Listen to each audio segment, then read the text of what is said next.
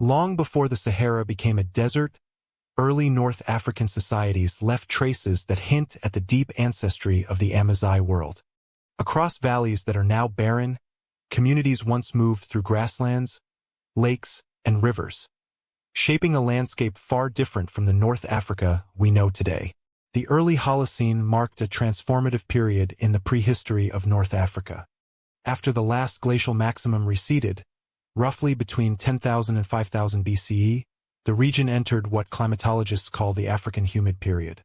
Records from Paleolake sediments, pollen cores, and radiocarbon-dated sites indicate that rainfall increased dramatically across the central Sahara.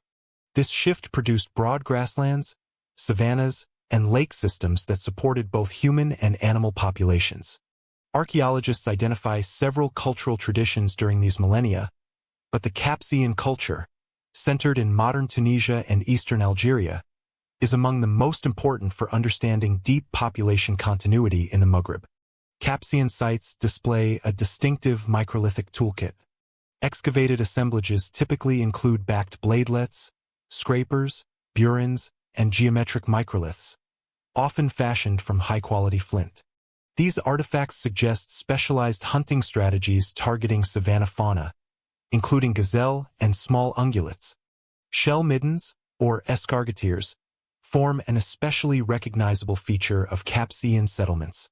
These mounds of land snail shells, sometimes meters in depth, reveal dietary practices adapted to seasonal availability of resources. Their presence across dozens of sites indicates stable or repeatedly occupied localities rather than purely mobile bands. Funerary practices provide an additional body of evidence linking early Holocene populations to later North African lineages. Several Capsian burials demonstrate the use of red ochre, careful arrangement of bodies, and sometimes placement of grave goods such as stone tools or ornaments. Osteological analysis reveals individuals with traits that remain consistent in later Maghreb populations, though the degree of direct genetic continuity continues to be studied. Recent paleogenetic work suggests that early Holocene North Africans possessed ancestry components later found in Afroasiatic-speaking groups, supporting the hypothesis that the region's prehistoric populations contributed meaningfully to the ethnogenesis of Amazigh peoples. North Africa's rock art provides complementary evidence for reconstructing the early cultural landscape.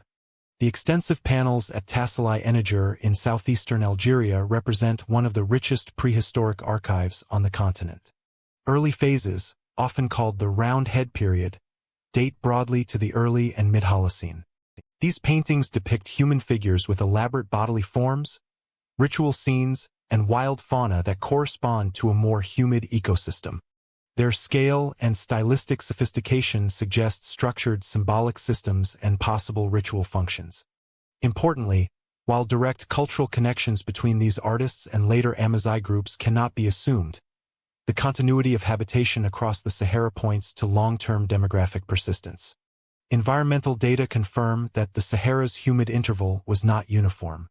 Regions such as the central Maghreb remained relatively stable, while inland areas experienced fluctuations that influenced mobility. Archaeologists note that early Holocene communities likely combined hunting, gathering, and fishing with limited early pastoral experimentation. Evidence from early domesticated cattle at sites such as Nabta Playa on the Egyptian-Sudanese border illustrates that pastoralism was emerging in ecologically favorable zones by the 7th millennium BCE. Although Capsian populations themselves appear to have remained primarily foragers for much of their duration, they existed within a wider North African sphere where pastoral lifeways were gradually developing. One of the major interpretive insights of this period concerns the relationship between environmental change and cultural adaptation. As rainfall patterns shifted after 700 BCE, previously stable occupations faced increasing pressure. Lake levels began to decline, and humid zones contracted, leading groups to adopt more flexible mobility strategies. According to recent geoarchaeological studies, many early Holocene sites were abandoned as the African humid period waned. This pattern suggests that the roots of later Amazigh pastoral mobility may lie in the adaptive responses formed during these transitional centuries. A second key insight involves the emergence of early social differentiation. Material from several Capsian sites includes personal ornaments, beads made from ostrich eggshell, worked bone pendants, and decorated stones. These items indicate symbolic expression and possibly group identity markers. Their distribution suggests that while communities were small and relatively egalitarian, they maintained shared cultural practices across broad areas of the Maghreb. Such regional cohesion provides an early framework for understanding the later linguistic and cultural coherence of Amazigh-speaking populations. A third interpretive theme relates to long-range connections. Recent comparative studies propose that certain features of early North African tool technologies align with broader Afroasiatic-associated populations in the Eastern Sahara and Nile Valley. While a definitive linguistic attribution is impossible for this prehistoric era, the material parallels support the argument that populations occupying the Maghreb during the early Holocene formed part of a wider northern African cultural and genetic continuum. By the end of the 6th millennium BCE, climatic conditions began shifting decisively toward aridity. Paleoclimatic evidence shows decreasing monsoonal strength and a progressive southward movement of the rainfall belt. Communities that once relied on lakes and grasslands confronted shrinking water sources and migrating animal herds. Archaeologists observe corresponding changes in settlement patterns, with many sites becoming more temporary or seasonal. This environmental stress laid the groundwork for new subsistence strategies, most notably the expansion of pastoralism, which would come to define much of North African prehistory in the millennia that followed. As climatic desiccation intensified after 600 BCE, North African groups adapted through mobility, pastoralism, and new cultural forms, setting the stage for the emergence of more complex societies across the early Sahara and Maghreb. By the mid-Holocene, linguistic and archaeological signals point to the formation of the first distinctly Proto-Berber communities. The period between 600 and 300 BCE marks a decisive phase in the cultural and linguistic formation of populations ancestral to later Amazigh societies. As the African humid period began its gradual decline, climatic pressures forced early North African groups into new patterns of mobility, subsistence, and interaction. Archaeological records indicate that communities occupying the Maghreb, Central Sahara, and coastal plains experienced both environmental constraints and opportunities for cultural consolidation. This era provides the first detectable framework within which a Proto-Berber identity, linguistically and socially, can be reconstructed. Linguists classify Berber as one of the primary branches of the Afroasiatic language family, which also includes Egyptian, Semitic, Chadic, Cushitic, and Omotic. While the homeland of the Afroasiatic family remains debated, most specialists propose either Northeast Africa or regions adjoining the Central Sahara during its humid phases. The timeline for divergence is equally complex, but glottochronological and comparative analyses suggest that a distinct Proto-Berber branch likely separated from other Afroasiatic forms sometime between the 6th and 4th millennia BCE. This places its emergence squarely within the period of major climatic and demographic transitions in North Africa. Archaeogenetic data provide direct evidence regarding population continuity and interaction during this era. Two sets of ancient DNA samples, known as IAM, Ifri NAMR or Musa, circa 5200 BCE, and KEB, Kef El Baraud, circa 3700 to 3000 BCE, form an important basis for understanding the ancestry of later Amazigh populations.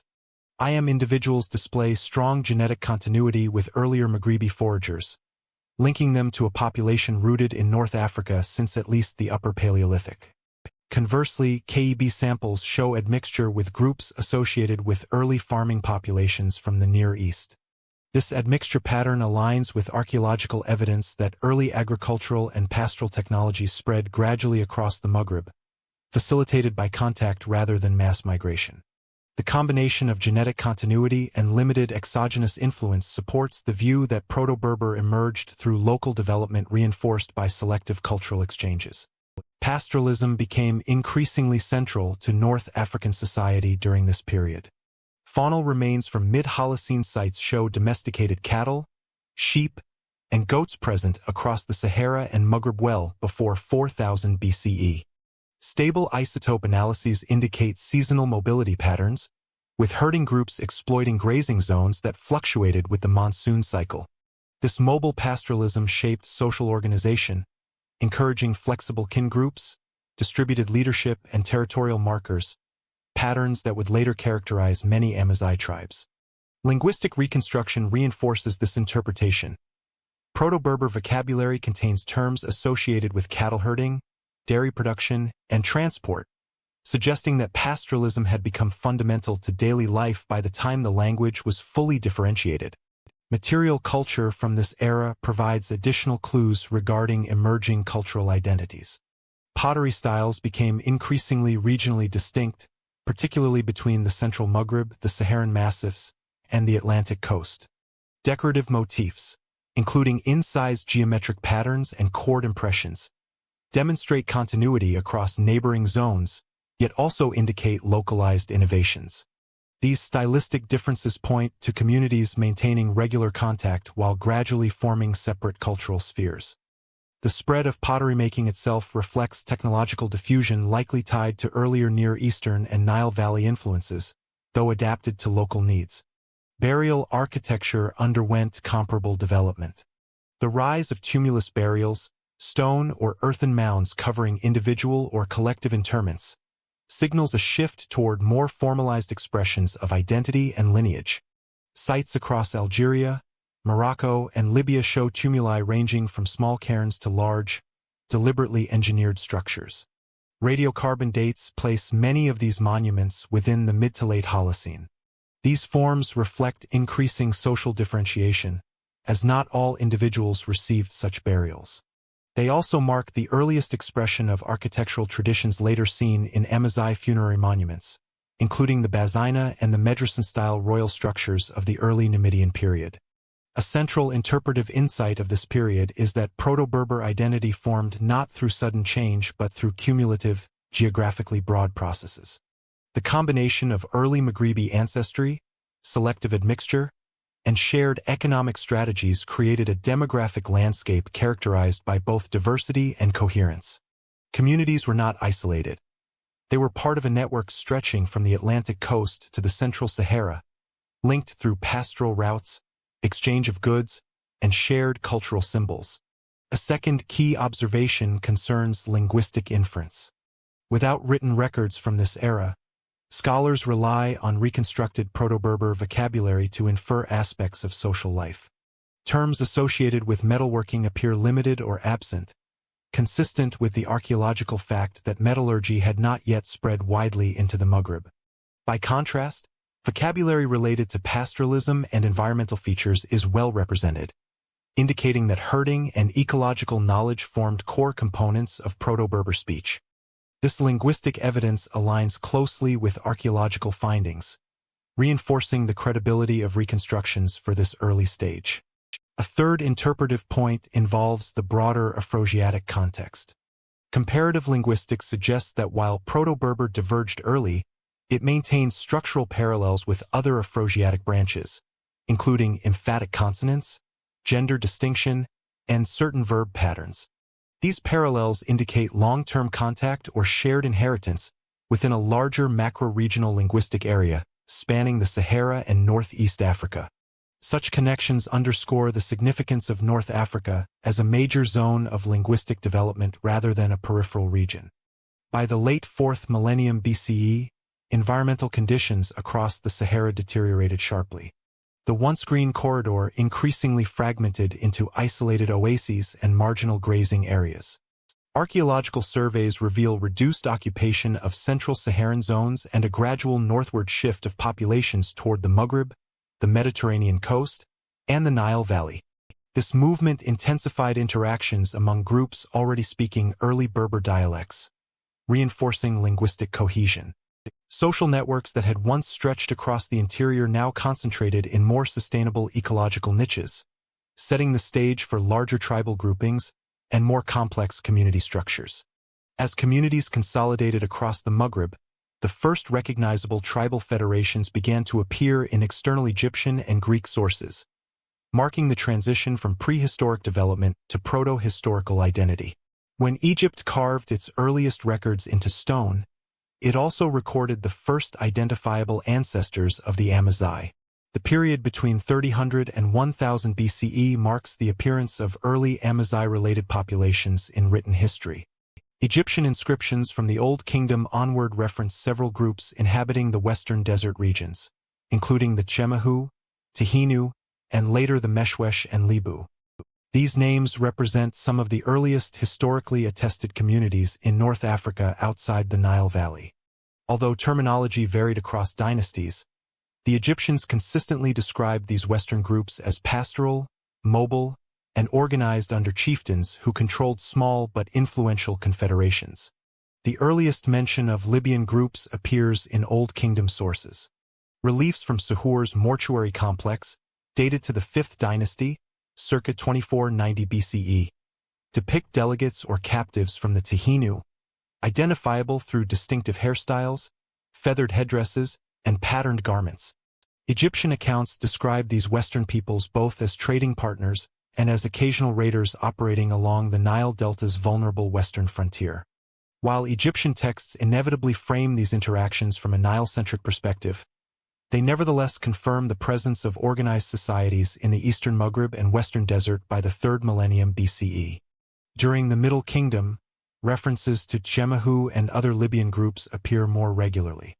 The execration texts, ritual documents meant to curse Egypt's enemies, include names of Western chieftains associated with semi-sedentary communities in what is now Libya and northwest Egypt. Their inclusion indicates that these groups had emerged as politically significant actors capable of influencing border security. Archaeologists have identified corresponding settlement traces in the form of small fortified sites, seasonal camps, and evidence of cattle-based pastoralism consistent with earlier Holocene subsistence patterns. By the New Kingdom, circa 1550 to 1070 BCE, Libyan groups appear in Egyptian records with greater detail and frequency. This period shows intensifying interaction, sometimes hostile, sometimes cooperative, between the Nile state and its western neighbors. Ramesses II's inscriptions at Karnak mention the Chemahu as participants in regional conflicts, while documentation from Merneptah, circa 1213 to 1203 BCE, describes Libyan chieftains coordinating large-scale movements of populations, including associated Sea Peoples contingents, into the western delta. The Merneptah stele and reliefs at Karnak provide specific references to the Libu and Meshwesh, indicating an increasingly stratified political structure among western desert communities. One of the most detailed sets of records comes from the reign of Ramesses III, circa 1184 to 1153 BCE. His inscriptions describe two major Libyan incursions into Egypt, the Libu invasion in year 5 and the Meshwesh-led campaign in year 11. These accounts provide crucial insight into the organization of Libyan groups. Egyptian scribes refer to hereditary chiefs, identifiable tribal units, and coordinated family groups migrating eastward with livestock. The scale of these movements suggests not merely raids but significant demographic shifts, likely driven by environmental pressures within the central and western Libyan regions. Several scholars propose that the desertification of interior grazing zones during the late 2nd millennium BCE contributed to eastward population pressure. Artistic depictions from this era remain essential for reconstructing Libyan cultural identity. Tomb scenes from the Theban necropolis, including those in the tombs of Seti I and Ramesses III, portray Libyans with distinctive tattoos, ostrich feather headdresses, and garments adorned with geometric patterns. These images are not merely artistic conventions. They reflect visible markers of ethnic distinction recognized by Egyptian observers. Such visual evidence aligns with broader archaeological findings of tumulus burials and decorated pottery in the western desert, which indicate regionally differentiated cultural traditions among Libyan groups. A major interpretive insight of this period concerns increasing political centralization. Egyptian texts frequently mention individual Libyan chiefs of the countries, suggesting leadership over defined tribal territories. The appearance of personal names, such as Mary, a Meshwesh leader mentioned under Merneptah, points to hereditary authority and perhaps the early formation of federated institutions. These structures foreshadow the more complex political organizations that would characterize later Amazigh societies in the Maghreb.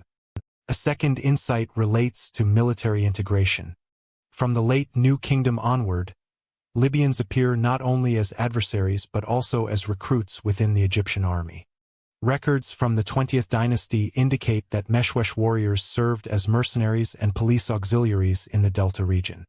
Their growing presence within Egyptian garrisons facilitated cultural assimilation and intermarriage, gradually embedding Libyan elites into the administrative framework of the northern Nile Valley.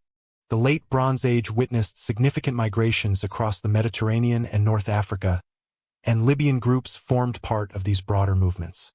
Archaeological evidence supports the presence of Libyan pottery and burial types appearing further east along the coast, consistent with Egyptian accounts of population movements.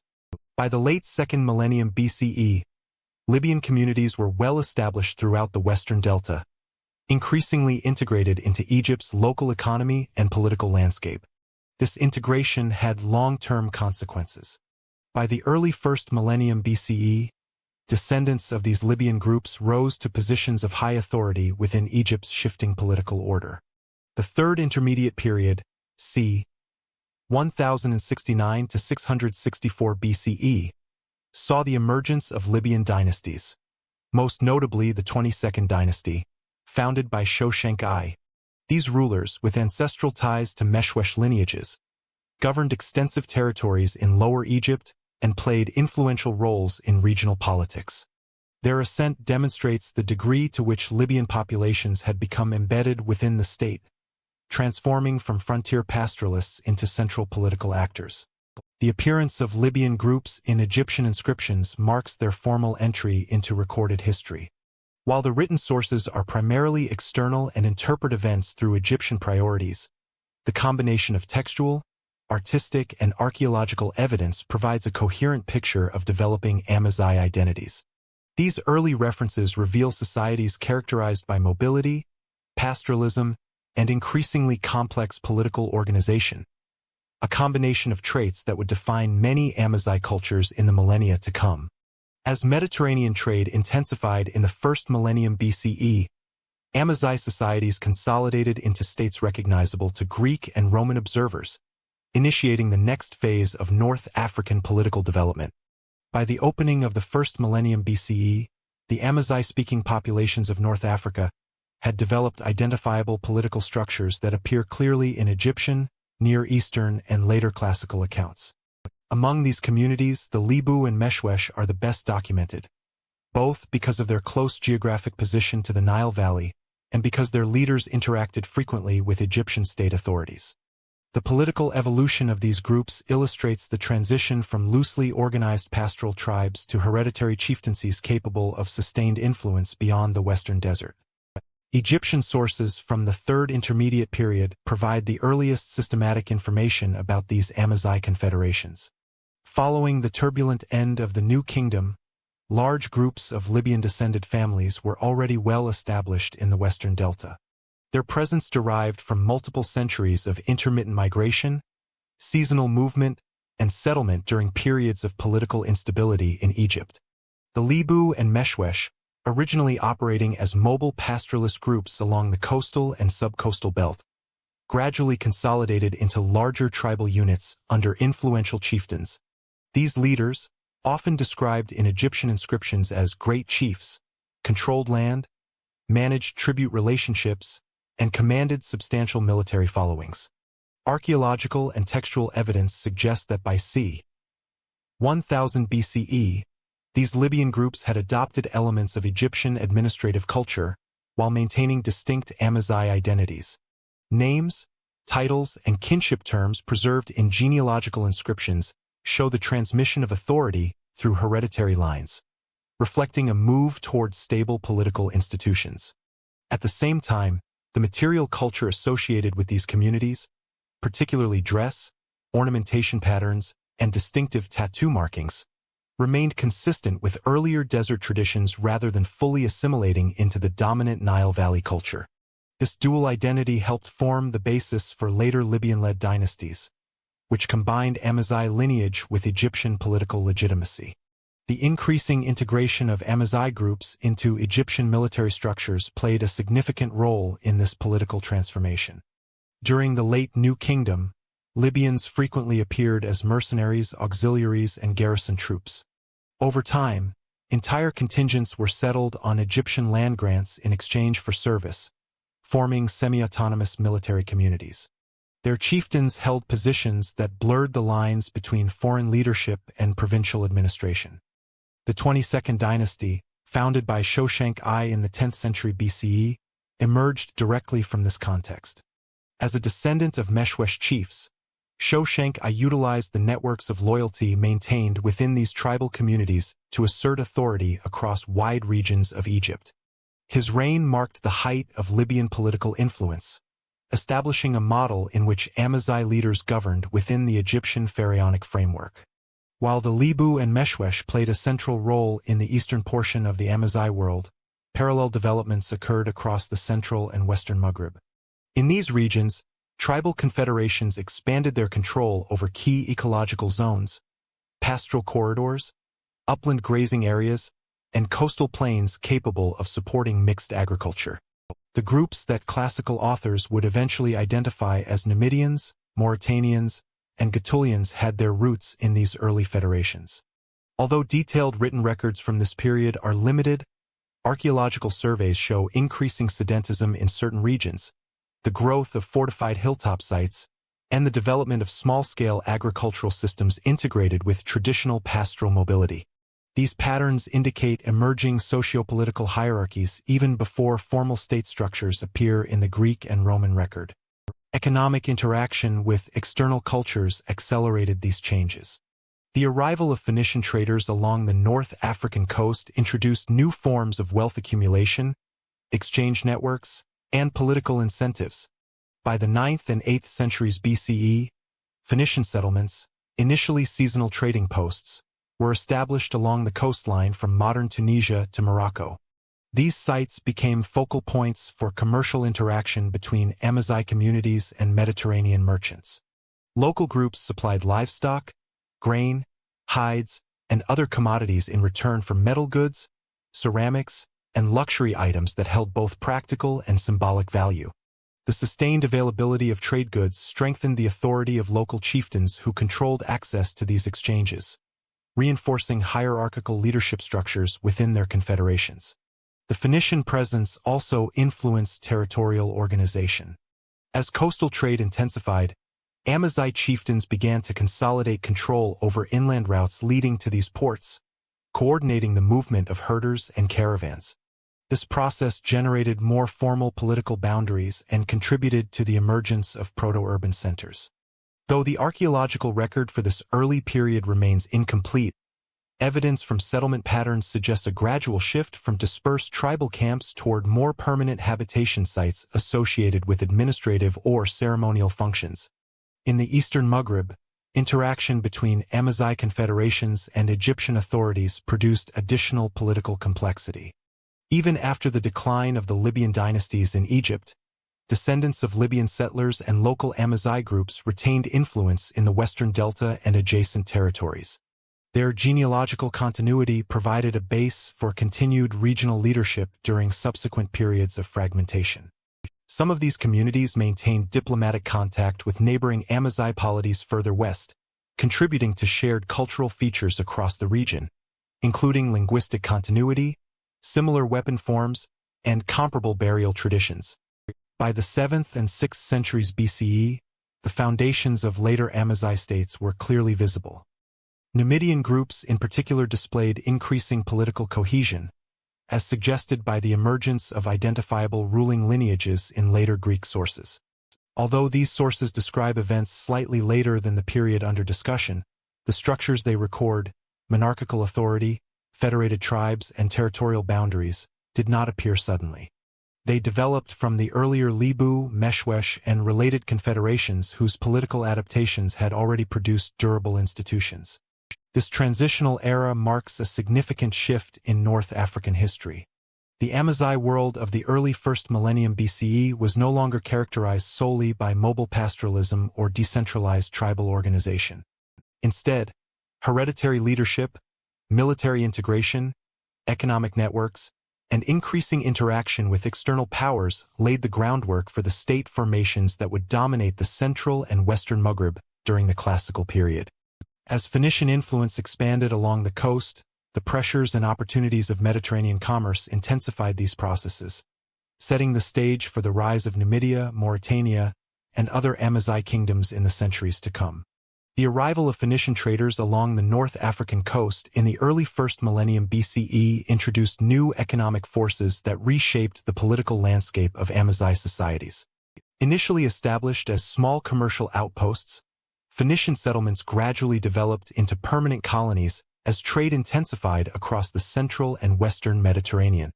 By the 9th and 8th centuries BCE, sites such as Utica, Gades, and Lixus connected coastal North Africa to long-distance maritime networks spanning the Levant, Cyprus, Sicily, and Iberia.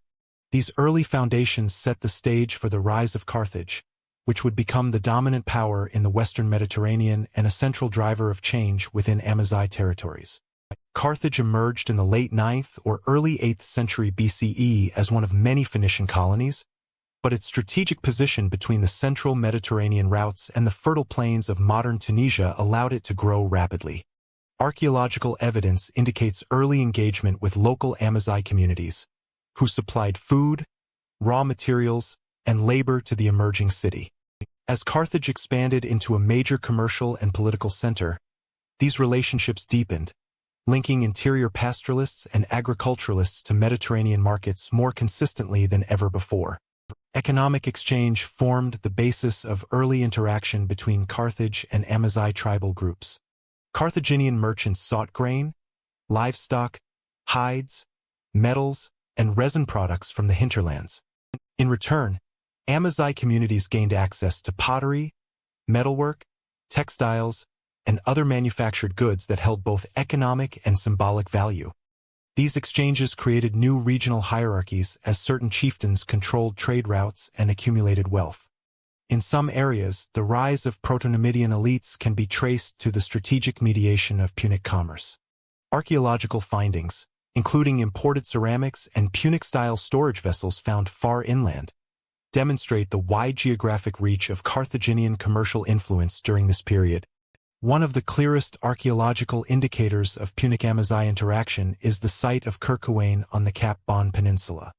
This settlement, abandoned during the First Punic War and never rebuilt, preserves an urban layout and material culture that reflect a blend of Punic architectural forms with local North African elements. Residential structures, religious installations, and industrial zones show a fusion of practices rather than a purely colonial transplant. The presence of Amazigh-style jewelry, pottery forms, and dietary preferences within a Punic town underscores ongoing cultural exchange and integration.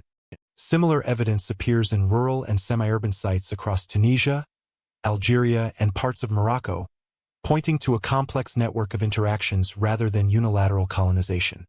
While economic interdependence grew, Carthage also pursued political and military strategies to secure its interests inland. Punic forces conducted occasional campaigns against tribal groups who threatened trade routes or coastal territories. Textual sources from Greek and Roman authors, although written centuries later and often colored by anti-Carthaginian perspectives, describe conflicts with Libyan and Numidian groups resisting taxation or attempting to renegotiate terms of alliance. These accounts align with archaeological evidence of fortified settlements in certain inland regions during the mid-1st millennium BCE, suggesting that Carthage sought to maintain a balance between coercion and diplomacy. For many Amazigh leaders, cooperation with Carthage offered significant advantages. Carthaginian rulers frequently relied on Numidian and Maori cavalry, renowned for their mobility and effectiveness, to supplement Punic armies. In return, tribal elites gained prestige, military equipment, and political leverage within their own territories. This reciprocal arrangement strengthened the position of certain clans, enabling them to consolidate authority over neighboring groups. Over generations, this process contributed to the emergence of more centralized political formations, including those that evolved into the kingdoms of Numidia and Mauretania. The integration of Amazigh forces into Carthaginian military campaigns also connected North Africa to broader Mediterranean conflicts. During the Sicilian Wars against Greek city-states, Punic armies included significant numbers of North African auxiliaries. These engagements exposed Amazigh groups to new tactical systems and political structures. Although Carthage maintained strict control over its army and paid troops in silver, the reliance on indigenous cavalry and infantry created sustained channels of communication between coastal and inland regions. Carthage's expanding influence further transformed the economic landscape through agricultural intensification. Punic agronomic treatises, most famously those attributed to the Carthaginian writer Mago, later translated into Latin, describe techniques emphasizing orchard cultivation, viticulture, and irrigation.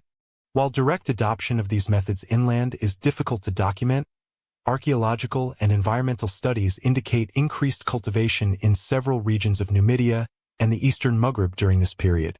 Chieftains who controlled fertile zones gained greater economic importance, reinforcing political hierarchies and accelerating state formation.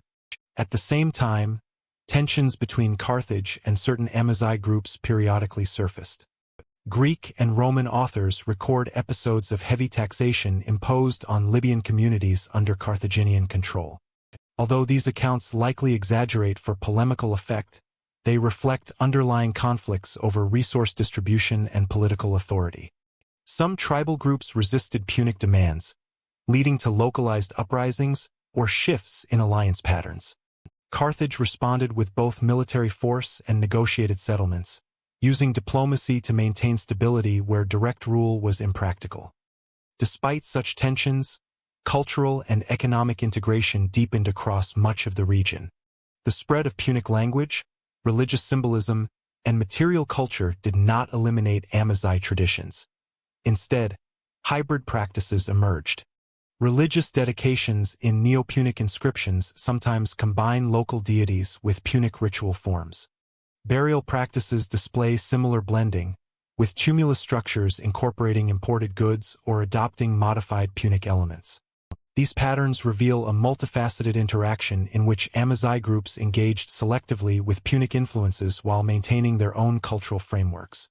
By the 4th and 3rd centuries BCE, the landscape of North Africa had changed significantly.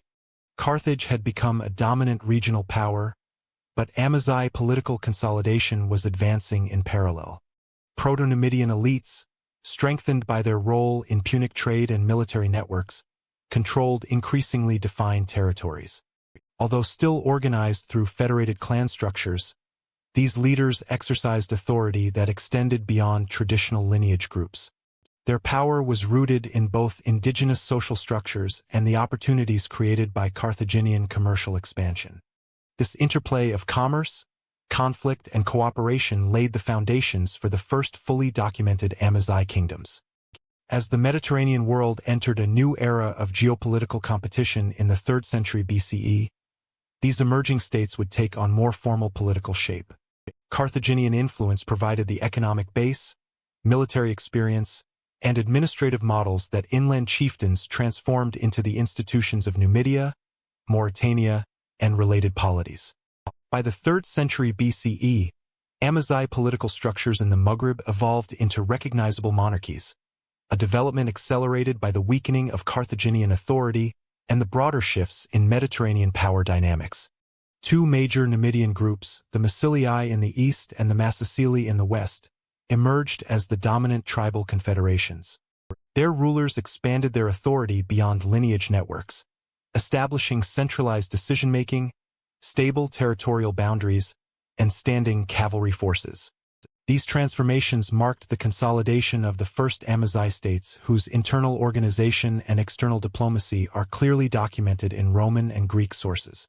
The Massiliae kingdom, centered in eastern Numidia, rose in influence under the leadership of King Galla.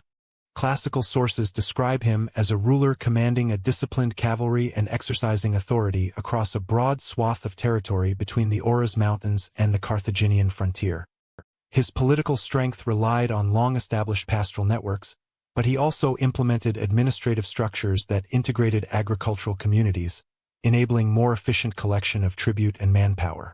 Archaeological surveys across northeastern Algeria reveal intensified settlement patterns during this period, indicating the growth of sedentary farming communities under royal oversight. These developments provided the economic foundation necessary for the expansion of state authority. In the western Numidian realm, Syphax emerged as the leading figure of the Massassili. His kingdom extended across the high plains of modern Algeria and likely incorporated a diverse array of clans. Contemporary accounts emphasize his diplomatic acumen and military capacity. Syphax's construction of a palace at Siga, noted by Roman writers, is one of the earliest descriptions of a permanent Amazigh royal residence, suggesting a shift toward more institutionalized kingship. Although the archaeological remains at Siga remain limited, nearby sites with fortified structures and elite burials support the view that the region sustained hierarchical political organization during this period. The Second Punic War, 218 to 201 BCE, became the decisive turning point in the formation of a unified Numidian kingdom. Both Massiliae and Massassili rulers were drawn into the conflict as Carthage and Rome sought local allies. Initially, Syphax aligned with Carthage while Massinissa, son of the Massilian king Galla, fought for the Carthaginian side in Iberia. However, as Roman victory became increasingly likely, Massinissa negotiated an alliance with Rome, positioning himself as a crucial partner to Scipio Africanus. This shift reflects broader Amazigh strategies of leveraging external powers to strengthen internal political ambitions. Massinissa's victory over Syphax, facilitated by Roman military support, allowed him to unify eastern and western Numidia into a single kingdom. Roman sources such as Livy and Appian describe this consolidation in detail, portraying Massinissa as a reformer who transformed the tribal federation into a structured monarchy. Although these accounts often serve Roman political narratives, they contain verifiable information consistent with archaeological findings. Under Massinissa, Numidia expanded its agricultural base significantly. Intensive land use studies show increased cereal cultivation and the proliferation of rural settlements across the Constantine Plateau, reflecting policies that encouraged sedentary farming and reorganized land tenure under state authority. Massinissa also strengthened Numidia's military capacity. The Numidian cavalry, already renowned for its speed and maneuverability, became an integrated and institutionalized force. Roman authors attributed key battlefield advantages to these units, particularly in the later stages of the Second Punic War. While these accounts often emphasize Rome's strategic perspective, they highlight the effectiveness of Amazigh mobility-based warfare. The cavalry's organization under royal authority reinforced the shift from loosely coordinated tribal forces to a centralized military apparatus. Numidian state formation can also be traced through monumental architecture and elite burial practices. The Medrasin, a massive tumulus in eastern Algeria traditionally attributed to early Numidian royalty, exemplifies the emergence of a hereditary ruling class. Its scale and construction techniques, well-cut stone blocks forming a stepped cylindrical structure, indicate significant labor mobilization and technical expertise. Although its precise dating remains debated, many scholars place it in the late 4th or early 3rd century BCE, aligning it with the early phase of Numidian kingship. Other funerary monuments across the region display similar characteristics, reflecting the growing institutionalization of royal authority. In the western Maghreb, the emergence of the Mauretanian kingdom occurred in parallel with developments in Numidia. The early Mauretanian ruler Baga is mentioned in Hellenistic sources as exercising authority over large territories in present-day Morocco, though details about his reign remain limited. By the late 3rd and early 2nd centuries BCE, King Bacchus I established more stable control. His diplomatic engagement with Rome illustrates the growing importance of Mauretania within Mediterranean geopolitical networks. The kingdom's integration of coastal trade routes, interior pastoral zones, and fortified highland settlements reflects a complex political landscape shaped by local dynamics and interactions with external powers.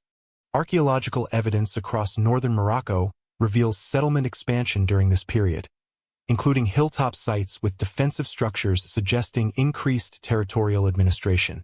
Material culture from these sites often incorporates Punic and Hellenistic influences, such as imported pottery and modified architectural forms. These elements demonstrate Mauretania's participation in wider commercial and cultural exchanges, while maintaining distinctive Amazigh traditions. Burial architecture, including large tumuli and early forms of royal mausoleums, further attests to the consolidation of elite authority. Both Numidia and Mauretania developed systems of diplomacy that integrated them into the international order of the ancient Mediterranean. Treaties, military alliances, and dynastic marriages linked Amazigh rulers with Carthaginian, Roman, and Hellenistic states. In Numidia, Masiniss's successors, particularly Micipsa, continued these diplomatic strategies while strengthening internal administrative mechanisms. Roman accounts describe the existence of councils, officials, and structured legal norms within the kingdom, although the precise nature of these institutions remains uncertain due to the limited local written record. Nevertheless, the combination of settlement organization, monumental construction, and military cohesion supports the interpretation that Numidia evolved into a mature state with defined governmental functions. By the mid-2nd century BCE, Amazigh kingdoms had become established political entities whose authority extended across much of the Maghreb. Their development reflected a convergence of indigenous political traditions, economic changes linked to Punic and Mediterranean trade, and strategic engagement with regional powers. Numidia and Mauretania emerged from these processes as structured monarchies capable of sustained territorial governance, diplomatic negotiation, and military projection. As Rome expanded its influence in North Africa following the defeat of Carthage, Amazigh rulers adapted their strategies once again to navigate the shifting balance of power. The resulting interactions would redefine political alliances and territorial boundaries across the region, shaping the next stage of Amazigh history. As Roman influence expanded across the western Mediterranean in the 2nd century BCE, Numidia and Mauretania emerged as key partners and strategic concerns along Rome's African frontier. Numidian kingship, already consolidated under Massinissa, intersected directly with Roman interests in the aftermath of the Second Punic War. Roman historians, including Polybius and later Sallust, provide detailed accounts of diplomatic negotiations, territorial disputes, and military alliances that reveal how Amazigh rulers adapted to changing imperial dynamics. This phase marks the beginning of a gradual shift from autonomous Amazigh statecraft toward increasing Roman involvement, shaped by both local rivalries and Rome's internal political struggles. In the decades after 200 BCE, Massinissa aligned closely with Rome, leveraging the Republic's military and political support to expand his control over former Carthaginian lands. Polybius presents Massinissa as a reliable ally whose cavalry played an essential role in Roman operations across North Africa. His forces combined mobility, skirmishing tactics, and intimate knowledge of arid terrain, giving the Numidian army a decisive role in several Roman campaigns. Rome's willingness to back Numidian territorial claims, particularly at the expense of Carthage, strengthened Massinissa's authority and redefined the geopolitical balance of the region. By the time of Massinissa's death in 148 BCE, Numidia had become a large, stable kingdom with agricultural regions, fortified settlements, and a structured royal administration. Yet this success laid the foundation for internal divisions. Massinissa's realm was divided among his sons Micipsa, Gulussa, and Mastinable, a partition described in Livy and Appian. When Micipsa eventually succeeded as the sole ruler, he attempted to preserve unity by incorporating his nephews Adherbal, Hiempsal, and Jugurtha into the royal household. Sallust's account emphasizes Micipsa's concern over Jugurtha's military talent and popularity, traits that made him both a valuable commander and a potential threat to dynastic stability. The presence of multiple heirs with competing support networks created conditions for the political struggle that followed. After Micipsa's death in 118 BCE, the division of Numidia between Adherbal and Hiempsal quickly collapsed into violence. Jugurtha, drawing on alliances formed during his earlier military service with Roman forces in Numantia, sought to assert sole control. Sallust's Bellum Jugurthinum portrays Jugurtha as skilled in both warfare and diplomacy, using patronage and bribes to secure Roman support while pursuing military victories within Numidia. Although Sallust's narrative is shaped by Roman political motives, particularly criticism of senatorial corruption, it provides a detailed chronology of the conflict's unfolding. Jugurtha's initial success rested on his consolidation of support among Western Numidian factions and his ability to neutralize rivals. His elimination of Hiempsal and attack on Adherbal triggered formal Roman intervention. However, early Roman commissions failed to resolve the crisis, reflecting the internal divisions of the late Republic. According to Sallust, Jugurtha exploited Roman factionalism, securing favorable decisions from senators and delaying decisive action. These events reveal how the Amazigh political landscape became entangled with Roman domestic politics, as rival Roman leaders used Numidian affairs to advance their own positions. When Adherbal sought refuge in Cirta and Jugurtha besieged the city, Rome's response shifted. The killing of Roman citizens during the fall of Cirta prompted renewed senatorial pressure, resulting in the declaration of war in 112 BCE. The early phase of the Jugurthine War demonstrated Rome's difficulties operating in North Africa. Roman commanders struggled against Numidian mobility, unfamiliar terrain, and Jugurtha's flexible tactics. Sallust describes several setbacks, including failed negotiations and inconclusive engagements, highlighting the adaptability of Numidian forces and the limitations of Roman command structures during this period. Roman persistence, however, gradually shifted the balance. The appointment of Quintus Metellus as commander brought a more disciplined and methodical strategy. Metellus reorganized supply lines, strengthened fortifications, and pursued Jugurtha through a combination of siege operations and targeted engagements. Jugurtha retained significant support and repeatedly evaded capture, illustrating the resilience of Numidian political structures and the challenges Rome faced when confronting mobile, decentralized resistance. Only with the rise of Gaius Marius and the assistance of his quaestor Lucius Cornelius Sulla did Rome secure a decisive advantage. The turning point came when Mauretanian involvement altered the strategic landscape. Bocchus I, king of Mauretania, initially supported Jugurtha through military cooperation, reflecting long-standing ties between the two Amazigh kingdoms. Mauretania's participation extended the conflict across a broader geographic area, forcing Rome to adapt its campaign plans. However, Roman diplomatic pressure eventually persuaded Bocchus to reconsider his position. Sallust's account of Sulla's negotiations emphasizes the complexities of Amazigh diplomacy, in which rulers pursued flexible alliances shaped by political opportunity rather than ideology. Bocchus ultimately delivered Jugurtha to the Romans in 105 BCE, ending the war and solidifying his own standing with the Republic. Jugurtha's capture marked a major shift in Numidian-Roman relations. Rome reorganized Numidian territory, empowering compliant rulers such as Gauda while reducing the kingdom's autonomy. Although Numidia remained formally independent, its internal affairs were increasingly influenced by Roman decision-making. Client kingship became the prevailing model, with rulers expected to align their policies with Roman interests. Numidia's military forces continued to participate in Roman operations, but under closer supervision. Mauretania followed a similar trajectory. Although Bocchus I retained substantial authority, his alignment with Rome created a precedent for deeper political integration. Mauretanian diplomacy became closely tied to Roman priorities in Hispania and Africa, with treaties, marriages, and military cooperation shaping the evolving relationship. Archaeological evidence from western Algeria and northern Morocco, including fortified settlements, imported ceramics, and Roman-style administrative installations, indicates growing interaction and partial Romanization in coastal zones. These developments illustrate a broader pattern across North Africa during the late Republic. Amazigh rulers maintained nominal independence but operated within a framework increasingly defined by Roman strategic interests. Territorial disputes, dynastic succession, and military operations all became entangled with the political rivalries unfolding in Rome itself.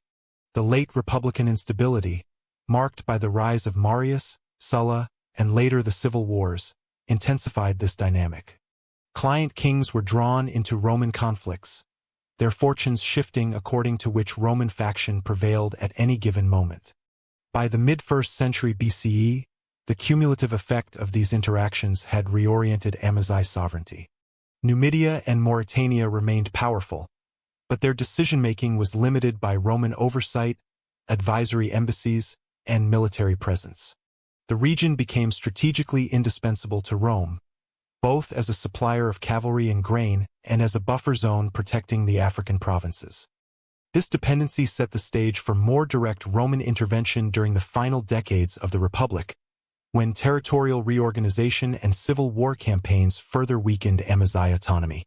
As the Republic collapsed and Roman authority consolidated under new leadership, the political landscape of North Africa underwent a structural transformation. These changes formed the foundation of the provincial system that emerged in the early empire, reshaping Amazigh sovereignty and administrative control across the Maghreb. The fall of Juba in 46 BCE marked more than the end of a dynasty. It signaled the beginning of a profound administrative transformation across North Africa. With Caesar's victory at Thapsus, much of eastern Numidia was annexed directly into Africa Proconsularis, a province centered on the former Punic heartlands but now expanding steadily inland.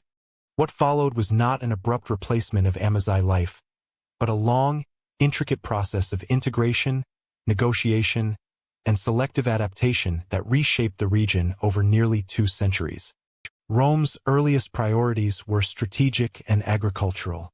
Eastern Numidia offered fertile high plains suitable for intensive farming, and the Republic, soon to become an empire, recognized the area's potential to become a cornerstone of Mediterranean grain supply. Imperial administrators began organizing land into centuriated plots, establishing veteran colonies, and constructing an expanding network of roads that linked interior towns to the flourishing ports of the Gulf of Tunis. Over time, these interventions tied inland Amazigh communities to the rhythms of Roman imperial economy. By the 1st and 2nd centuries CE, this landscape bore the imprint of Roman urban planning. Timgad, Thamagati, founded by Trajan in 100 CE as a colony for legionaries, embodied the classical grid, Cardo and Decumanus intersecting at precise angles, a forum framed by colonnades, libraries, baths, and temples forming the civic core. It was not simply an outpost. It was a model city intended to project Roman cultural forms deep into the Auras Mountains. North of Timgad, at Lambesis, the 3rd Legion Augusta maintained one of the most formidable legionary bases in Africa. Excavations reveal a massive military complex, barracks, parade grounds, command headquarters, demonstrating how the army became a stabilizing force along the frontier. Legionaries interacted constantly with Amazigh pastoral communities, purchasing supplies, hiring local labor, and, over generations, forming mixed families. Inscriptions from auxiliary cohorts attest to Amazigh recruits serving Rome in distant provinces, from Syria to the Rhine. For many, military service offered status, citizenship, and pathways into provincial administration. Further west, cities like Thuga, Duga, illustrate the layered coexistence of Roman and Amazigh traditions. The city possessed a Roman forum and Capitolium, yet still preserved pre-Roman institutions such as the Pagus and Civitas, governed by local elites who adapted to imperial structures without abandoning their linguistic and cultural heritage. Bilingual inscriptions in Latin and Punic, or sometimes in Neo-Punic and Libico-Berber scripts, demonstrate a multilingual environment rather than a simple process of Romanization. Beneath this urban mosaic lay a rural world far less transformed. Many Amazigh communities continued practicing transhuman pastoralism, moving herds seasonally between mountain and steppe. Their settlements, often ephemeral or dispersed, left lighter archaeological signatures, but classical sources speak to their continued autonomy and occasional tensions with Roman authorities. While Rome incorporated cities into its municipal hierarchy, it relied on client chieftains, tribal assemblies, and negotiated treaties to manage the countryside. These arrangements allowed rural Amazigh groups to maintain customary law, kinship-based political organization, and indigenous religious practices centered on ancestor cults and local sanctuaries. The frontier, the African limes, became the zone where these worlds intersected most directly. Running roughly from the Shat El Jared to the Hodna region and extending westward in segments, the frontier system featured a chain of forts, watchtowers, and patrol roads designed less to exclude populations and more to regulate movement, taxation, and security. Here, Amazigh tribes such as the Gaetulians and the Nazimones interacted with Roman garrisons in cycles of conflict, trade, and alliance. Occasional rebellions, like the revolts under Tacfarinas in the early 1st century CE, exposed the limitations of Roman control and the enduring power of tribal leadership across the steppe zones. In 44 CE, the administrative map of North Africa expanded again when the Emperor Claudius annexed the Mauretanian kingdoms, dividing them into Mauretania Tingitana and Mauretania Caesariensis. This brought Roman authority to the Atlantic coast, incorporating regions that had maintained semi-independent relations since the days of Bacchus I. While Roman presence in these western provinces was lighter and more coastal, major cities such as Volubilis flourished as hubs of agriculture, trade, and cultural fusion. Mosaics, inscriptions, and sanctuaries from Mauretanian cities demonstrate the same layered complexity found in Numidia. Roman civic forms coexisting with Amazigh identity and local religious traditions. Archaeological surveys across Algeria, Tunisia, and Morocco reveal that Romanization was highly uneven. Urban centers adopted Roman law, architecture, and municipal institutions, but Amazigh languages, including early forms of Tamazight, remained widely spoken, especially in rural and mountainous areas. The persistence of Libyco-Berber inscriptions, sometimes carved into tombstones or sanctuary walls, signals not resistance but continuity, local identity thriving within a new provincial order. Economically, Africa Proconsularis became one of Rome's most productive regions. Vast estates, some imperial, others owned by local elites benefiting from Roman citizenship, produced grain, olives, figs, and livestock for export. Amphorae stamped with workshop marks from Tripolitania and Byzacena appear in shipwrecks across the Mediterranean. The stability afforded by Roman administration allowed trade routes to flourish, connecting Saharan markets with coastal ports and linking Amazigh caravanners to trans-Mediterranean commerce. By the late 2nd century CE, the transformation was unmistakable. North Africa had become deeply embedded in the Roman world, yet it retained its linguistic, cultural, and social diversity. The process of provincialization did not erase Amazigh identity. It reframed it within an imperial context. Cities, legions, and trade networks reshaped the region's political and economic landscape, while tribal communities continued to navigate the frontier on their own terms. The absorption of Numidia and Mauretania into Roman Africa was therefore not a simple arc of domination. It was a centuries-long negotiation between cities and countryside, imperial administrators and tribal leaders, Roman institutions and Amazigh traditions. It produced one of the empire's most prosperous provinces, and yet it preserved the deep continuity of Amazigh life beneath the surface of Roman rule. Even as Rome expanded civic institutions and economic networks across the region, frontier populations remained active agents of resistance, adaptation, and reinvention, shaping the next chapter in the long story of Amazigh-Roman relations. From the perspective of Rome's provincial cities, Timgad, Lambesis, Thugga, the North African landscape in the 2nd century CE appeared orderly, prosperous, and firmly woven into the imperial fabric. Yet just beyond the cultivated plains and the regimented geometry of legionary roads lay a very different world. Across the Ouros Mountains, the High Atlas, the Saharan fringes, and the long arc of the steppe, Amazigh communities maintained structures of life that predated Rome by millennia. Their political rhythms, economic strategies, and mobility patterns formed a parallel system of authority, sometimes cooperative, sometimes confrontational, but always distinct.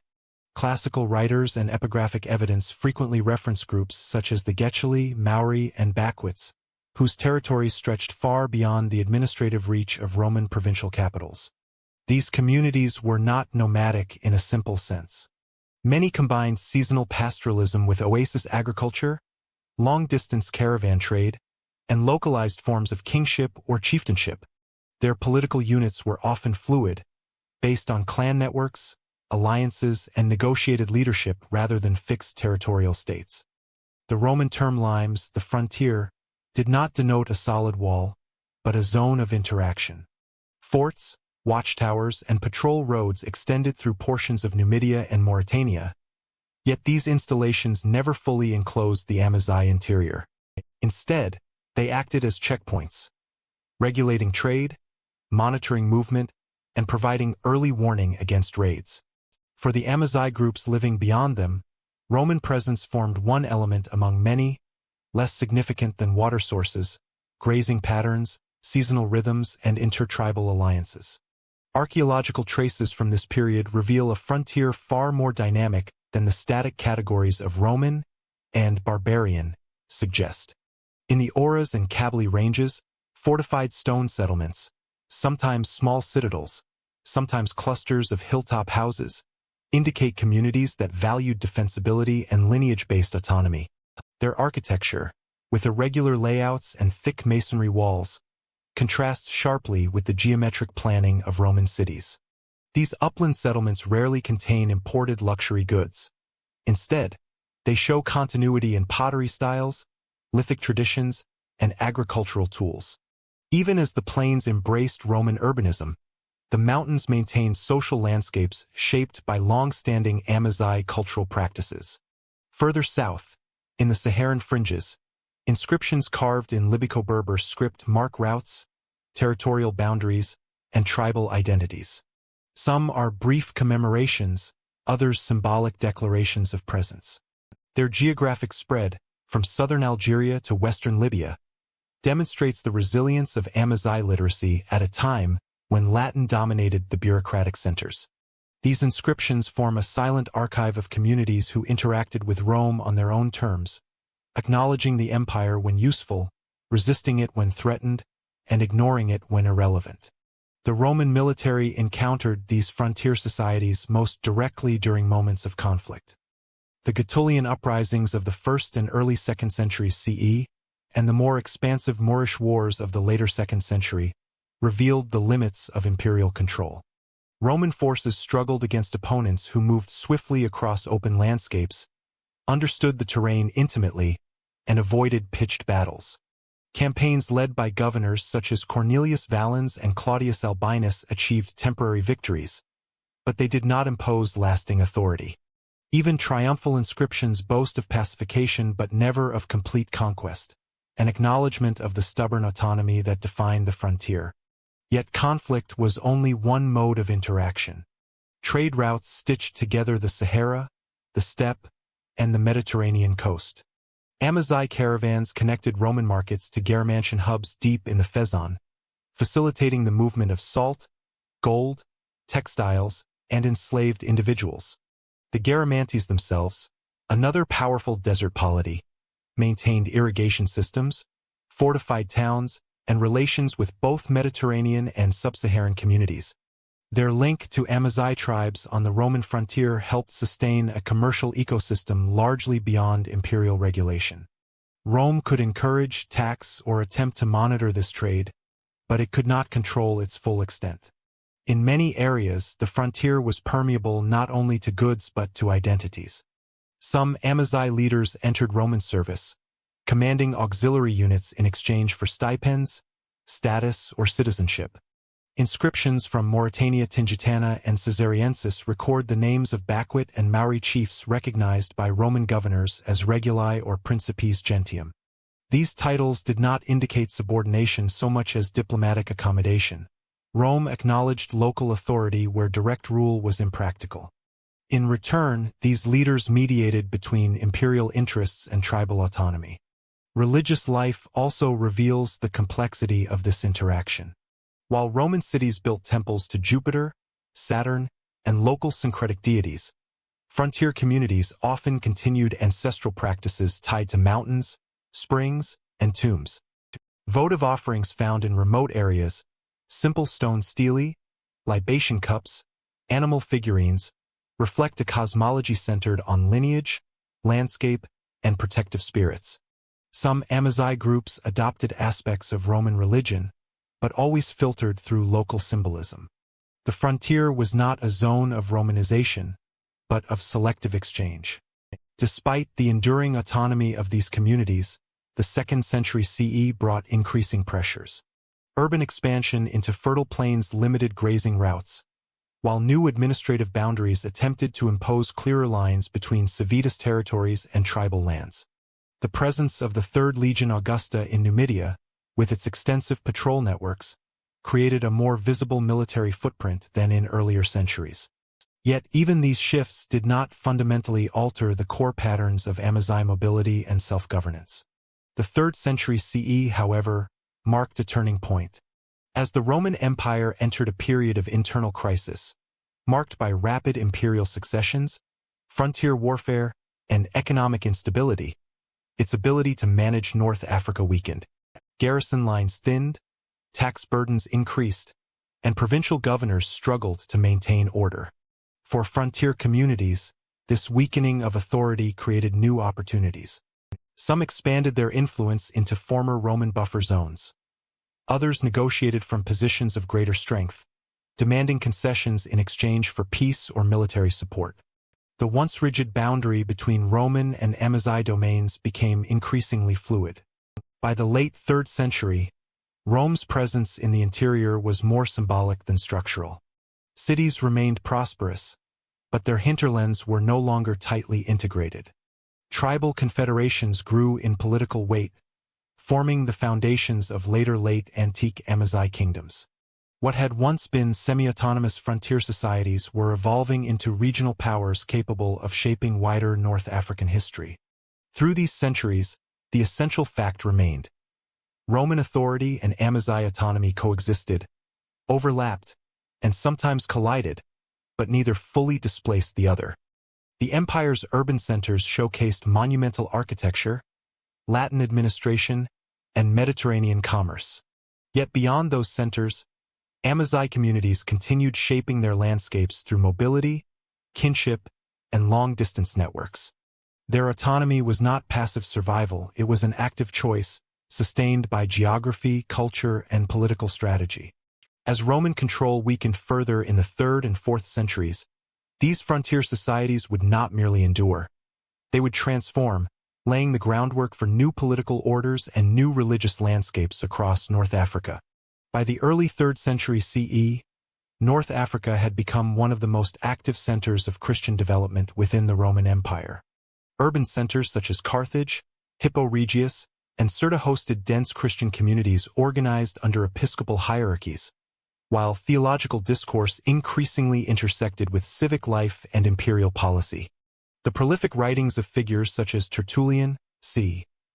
155 to 240 CE, Cyprian of Carthage, c. 200 to 258 CE, and Augustine of Hippo, 354 to 430 CE, illustrate the intellectual integration of North African Christians into broader debates about doctrine, ecclesiastical authority, and the relationship between church and state. Tertullian's treatises, written in Latin and occasionally in Punic context, reveal how Amazigh and Punic urban populations negotiated Roman civic identity alongside emerging Christian norms. The spread of Christianity followed patterns shaped by existing social networks, trade routes, and administrative structures. In proconsular Africa, urban basilicas, documented through excavations in Carthage, Thugga, and Sabartha, demonstrate the establishment of organized communities capable of supporting regular liturgy, charity, and education. Inscriptions, funerary epitaphs, and dedicatory texts confirm the presence of bishops, presbyters, and deacons, forming a hierarchical system that mirrored Roman civic administration while fostering autonomous ecclesiastical authority. These inscriptions also suggest continuity in Amazigh participation. Latinized names appear alongside Libyco-Berber markers, indicating bilingual or bicultural engagement with Christianity. While Christianity advanced in cities, the rural interior retained distinct social dynamics. The emergence of Donatism in the 4th century exemplifies the persistence of local Amazigh cultural frameworks within Christian religious life. Rooted in Numidia and parts of western Mauretania, Donatism emphasized the moral integrity of clergy and communities, rejecting clerics who had lapsed during persecution. This movement, documented in letters from Augustine and other church authorities, reflects both theological debate and rural social cohesion. Archaeological surveys in Numidian hill settlements reveal modest Christian chapels and inscriptions that correspond with Donatist communities, suggesting widespread adherence among Amazigh populations who may have seen the movement as an extension of pre-existing kinship and communal networks. Political and religious developments were deeply interconnected. As the Roman imperial administration faced increasing pressure from economic decline, frontier instability, and external invasions, Christian institutions often assumed civic responsibilities previously managed by secular authorities. Episcopal leaders in cities such as Hippo and Carthage mediated disputes, coordinated grain distribution, and managed charitable programs. These functions reinforced the authority of bishops and shaped the role of Christianity as a stabilizing force, particularly in urban Amazigh and Punic populations. At the same time, the alignment of rural Donatist communities with or against imperial authority demonstrates the enduring agency of frontier societies in shaping regional outcomes. The integration of North African Amazigh populations into Christian intellectual life extended to theological production.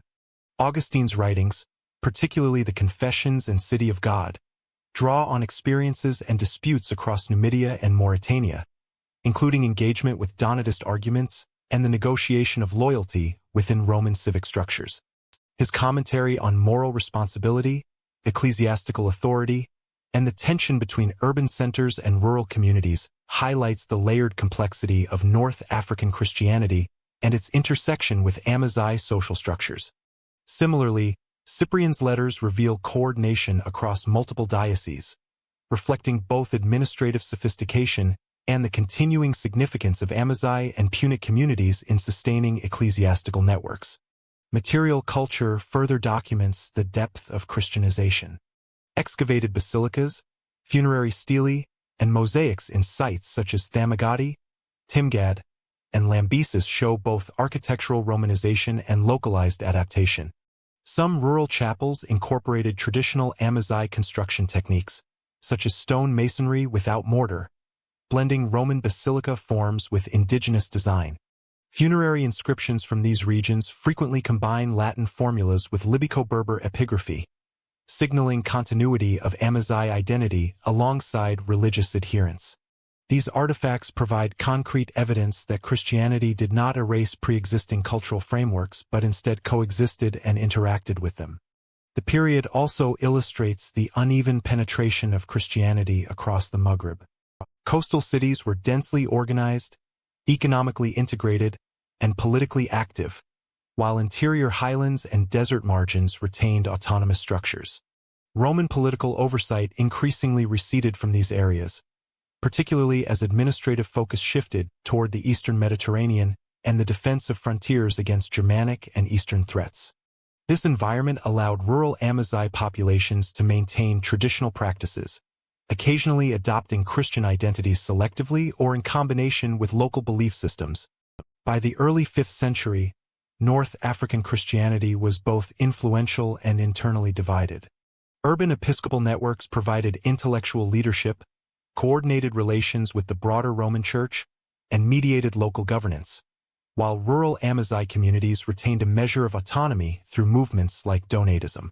This duality demonstrates how religion functioned as both an instrument of integration and a site of localized cultural persistence. It highlights the capacity of Amazigh populations to navigate new religious paradigms while maintaining social continuity and agency in a transforming imperial landscape. As Christianization advanced across urban and rural regions, Roman political authority simultaneously weakened, particularly in frontier and inland areas. This fragmentation set the stage for a broader realignment of North African power, allowing local Amazigh and hybrid Roman Amazigh structures to shape the trajectory of late antiquity in the Maghreb. By the early 5th century CE, Roman authority in North Africa had already been eroding. Political instability, fiscal strain, and repeated frontier pressures had weakened the empire's capacity to maintain control over its African provinces. The administrative center in Carthage remained nominally powerful, but hinterland regions, from Numidia to Mauretania, experienced diminishing oversight. Within this context, The Germanic Vandals, under the leadership of Gaiseric, exploited North Africa's vulnerabilities to establish a new political order.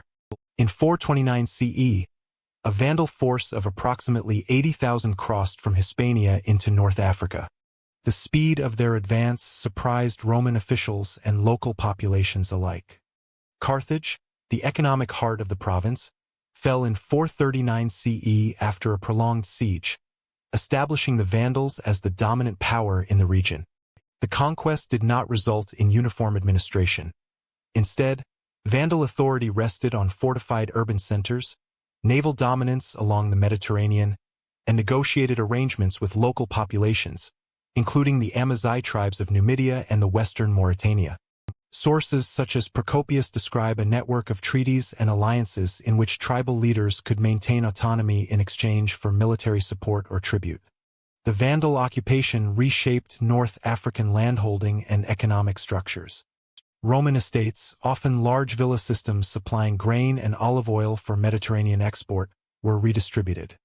Archaeological surveys indicate that many villas were abandoned or repurposed, while rural Amazigh groups took advantage of weakened oversight to expand grazing lands and consolidate local settlements. Inscriptions from frontier regions document land transactions and tribal leaders asserting jurisdiction over formerly Romanized areas. The disruption of centralized fiscal and administrative structures allowed Amazigh communities to increase their autonomy, effectively operating as quasi-independent polities while nominally acknowledging Vandal overlordship. Ecclesiastical structures also experienced profound change. The Vandals adhered to Arian Christianity, which diverged from the Nicene orthodoxy prevalent among urban African bishops. This created friction with the local church and produced a period of religious pluralism intertwined with political negotiation.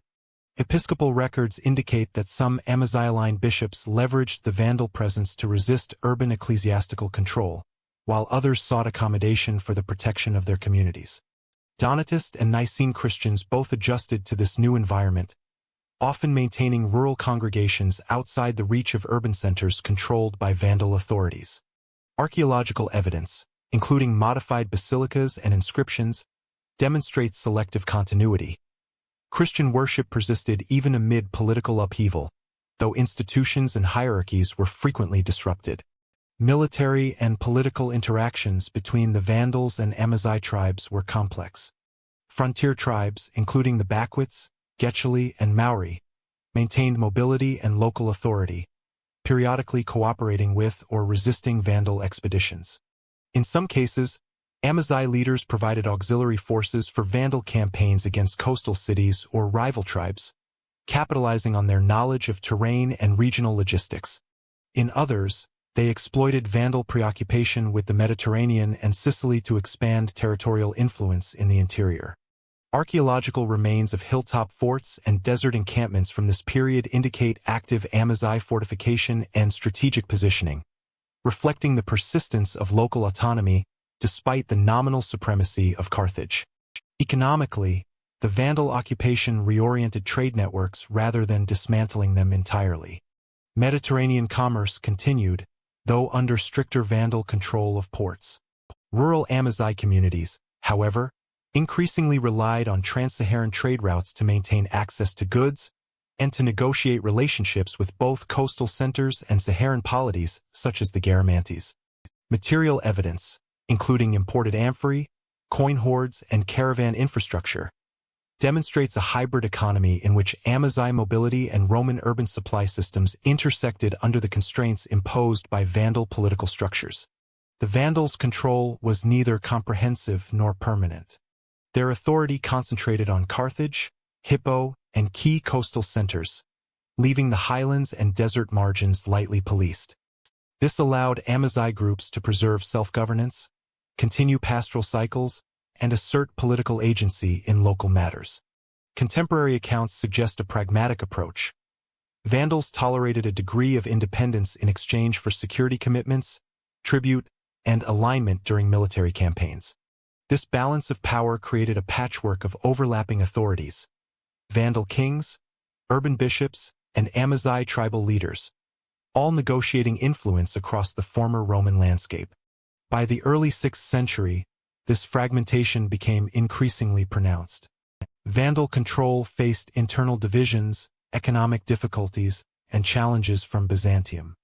Local Amazigh communities, long accustomed to negotiating autonomy, were well positioned to exploit these weaknesses. Archaeological and epigraphic evidence shows continued settlement expansion in mountainous and steppe regions, as well as the reinforcement of tribal leadership structures. The rural interior of North Africa, far from Carthage, remained a space where Amazigh agency shaped political outcomes even under nominal imperial or Vandal oversight. The Vandal period ultimately represents a transitional phase in North African history. Roman provincial structures were disrupted, urban elites faced displacement or co-optation, and religious institutions were partially subordinated to Arian authorities. At the same time, Amazigh communities consolidated autonomy, maintained pastoral and trade networks, and adapted selectively to the new political reality. The result was neither complete collapse nor seamless continuity, but a dynamic reconfiguration of power in which Roman, Vandal, and Amazigh authorities coexisted, competed, and collaborated. By the mid-6th century, Byzantine reconquest under Justinian attempted to restore Roman systems, yet the structural fragmentation established during the Vandal period persisted, creating enduring tensions between imperial authority, Amazigh autonomy, and local Christian institutions. In 534 CE, Byzantine forces under the general Belisarius, acting on orders from Emperor Justinian I, completed the reconquest of North Africa. Carthage and the surrounding coastal provinces were reintegrated into the Eastern Roman Empire, forming the province of Africa Prima. Byzantine administration sought to restore imperial structures, including taxation systems, fortified urban centers, and ecclesiastical hierarchies aligned with Constantinople.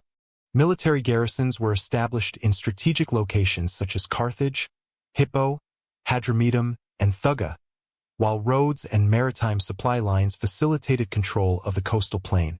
In theory, this reconquest signaled a restoration of Roman authority across the Maghreb. In practice, the empire's reach remained largely limited to urbanized and coastal regions. Beyond these centers, Amazigh tribal federations retained substantial autonomy. Interior regions of Numidia, the Oases Mountains, and western Mauretania remained outside consistent Byzantine control. Leaders such as Antilas, Yerna, and Garmal emerged as central figures in these federations, commanding mobile cavalry forces capable of both raiding and defending their territories. Contemporary chronicles, including the Chronican Paschal and Procopius Wars, detail repeated military campaigns in which Byzantines attempted to subdue these groups. While some temporary victories were achieved, ongoing resistance illustrated the structural limitations of imperial power in regions defined by mobility, rugged terrain, and long-established Amazigh political organization. Archaeological evidence confirms this uneven control. Urban investment along the coast, temples, basilicas, and fortifications continued under Byzantine oversight, though often at reduced scale. In contrast, rural settlements in the interior show signs of renewed fortification, expansion of pasture lands, and minimal integration into imperial administration. Excavations at hilltop villages in the Auras and Hodna regions revealed defensive walls, storage facilities, and communal structures indicating collective organization. Material culture reflects continuity. Local pottery, lithic tools, and domesticated animal patterns suggest the persistence of Amazigh socio-economic practices despite nominal Byzantine authority. The period also highlights the complex interplay between religion, politics, and cultural identity. Byzantine policy enforced Chalcedonian orthodoxy in urban centers, often creating tension with local Donatist or Nicene-aligned populations in the interior. Some Amazigh leaders leveraged these religious divisions to consolidate political power, negotiating autonomy in exchange for support or neutrality in ecclesiastical disputes. Funerary inscriptions and rural chapels from the mid-6th century indicate that Christian practices continued in both Byzantine and independent regions, blending imperial and local forms without full assimilation. Military encounters between Byzantines and Amazigh federations illustrate the sophistication of early medieval Amazigh polity. Cavalry forces, familiar with desert and mountain warfare, executed raids on supply lines, coordinated ambushes against garrisons, and exploited the empire's limited manpower. Campaigns under governors such as Solomon in the mid-6th century met with mixed success. Coastal strongholds were secured, but interior territories often reverted to Amazigh control once Byzantine forces withdrew. This pattern of contested authority demonstrates the capacity of tribal federations to operate as semi-independent polities, maintaining both political autonomy and economic networks beyond imperial oversight. Economic structures similarly reveal continuity and adaptation. Coastal cities retained grain exports, olive production, and trade networks connected to Constantinople and Sicily, but interior Amazigh communities relied on pastoral mobility, caravan routes, and localized agriculture. Sites associated with the Garamantes and other trans-Saharan networks suggest that Amazigh intermediaries facilitated long-distance trade even as Byzantine influence waxed and waned. Artifacts, including coin hoards, ceramics, and inscriptions, indicate selective participation in imperial economic structures, enabling tribes to extract material advantage while preserving independence. The Byzantine reconquest also reshaped urban-rural dynamics. Urban centers were fortified and maintained as administrative hubs, yet population density decreased compared to late Roman levels. Many previously Romanized rural estates were abandoned, while Amazigh-controlled lands expanded into former villa districts. This ruralization reflects a structural shift. Imperial authority was concentrated in nodes along the coast, while the hinterland, comprising mountains, steppes, and deserts, remained under local control. The resulting political landscape was a mosaic, with overlapping jurisdictions, negotiated alliances, and recurring episodes of military conflict. By the early 7th century, the internal coherence of Amazigh federations had strengthened. Tribal networks coordinated defense, regulated trade, and maintained internal justice without consistent imperial intervention. Leaders such as Garmal, active in western Numidia, exemplify the integration of military, economic, and diplomatic authority within Amazigh polities. These federations were capable of both resisting external powers and interacting strategically with Byzantine garrisons, demonstrating the resilience of Amazigh political structures established over centuries of autonomous and semi-autonomous development. This era concludes the transformation from late antique Romanized provinces to early medieval Amazigh polities. Byzantine reconquest, while restoring nominal imperial structures along the coast, could not penetrate interior regions fully. Ruralization, tribal federation, and adaptive economic networks ensured that Amazigh communities maintained autonomy. Archaeological, textual, and epigraphic evidence confirms that by the eve of Islamic expansion in the early 8th century, Amazigh federations controlled large portions of the interior, preserving language, cultural practices, and political agency. The legacy of this period established the foundation for the next transformative phase of North African history, the integration of Amazigh polities into the Islamic world, while retaining distinctive social and political identities. These independent federations would soon confront the Islamic conquests, negotiating incorporation into a new imperial order while maintaining regional autonomy, signaling a profound transformation in North African political and religious landscapes. The first sustained incursions of Arab forces into North Africa commenced during the mid-7th century under the Rashidun Caliphate and continued under the early Umayyad governors. Following the rapid expansion across Egypt, Islamic armies advanced westward into the territories of Africa, Numidia, and the western Maghreb, encountering a landscape shaped by centuries of Roman, Vandal, and Byzantine influence. Coastal cities such as Carthage and Hippo remained focal points of imperial administration, while interior Amazigh regions preserved long-standing networks of tribal federations, fortified settlements, and trans-Saharan trade. These social and geographic structures provided both a strategic challenge and a potential resource for Arab forces attempting to consolidate control over the Maghreb. Historical sources, including Ibn Khaldun and al-Baladuri, document the complex and dynamic interactions between Arab armies and Amazigh populations. Tribal leaders such as Kasala of the Araba and Al-Kahina Dihya of the Jarawa orchestrated resistance campaigns that combined conventional and guerrilla tactics, leveraging knowledge of the terrain, mobility of cavalry, and localized supply networks. Kassala's coalition in Numidia managed to defeat several early Arab detachments, temporarily halting the advance towards Central Africa. Similarly, Al-Kahina's campaigns in the Oases and surrounding highlands delayed Umayyad consolidation, illustrating the capacity of Amazigh leaders to coordinate large-scale military efforts and sustain resistance over extended periods. Archaeological evidence corroborates these textual accounts, highlighting fortified settlements, hilltop refuges, and seasonal encampments in the Oases, Kabylie, and western High Atlas. Excavations reveal defensive structures constructed or reinforced during the 7th century, alongside material indicators of mobilized pastoral and agrarian communities. Coin hoards and weaponry deposits suggest organized economic and logistical support for sustained military campaigns, rather than sporadic raiding activity. These findings underscore the organizational sophistication of Amazigh polities and their ability to maintain autonomous networks in the face of a centralized military threat. The resistance was not uniform. Tribal dynamics and intergroup rivalries shaped local responses. Alliances between federations were often fluid, negotiated on the basis of shared interests or temporary strategic necessity. Some leaders chose accommodation with Arab forces in exchange for recognition of autonomy, protection, or commercial advantages, while others pursued outright opposition. This diversity in response demonstrates the agency of Amazigh communities and the centrality of tribal federations in determining the pace and nature of conquest. Political and military developments were closely intertwined with social structures. Amazigh societies maintained decentralized but resilient governance through councils of elders, lineage-based leadership, and temporary confederations under charismatic military commanders.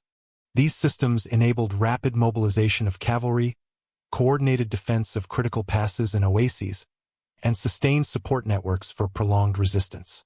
Textual sources emphasize that Arab commanders recognized the necessity of diplomacy and coalition building, negotiating with tribal elites to secure supply lines, safe passage, or the defection of rival factions. The result was a multifaceted conquest process, combining combat, negotiation, and incorporation. The period also highlights the interaction between religious identity and political authority. Initial Arab incursions were accompanied by the introduction of Islam, but conversion was gradual and uneven. Many Amazigh communities adhered to Christianity, particularly in urban centers and rural enclaves with long-standing episcopal structures, while others maintained local belief practices. Leaders like Al-Kahina reportedly invoked religious authority to unify resistance, although sources differ on the precise nature of her spiritual influence.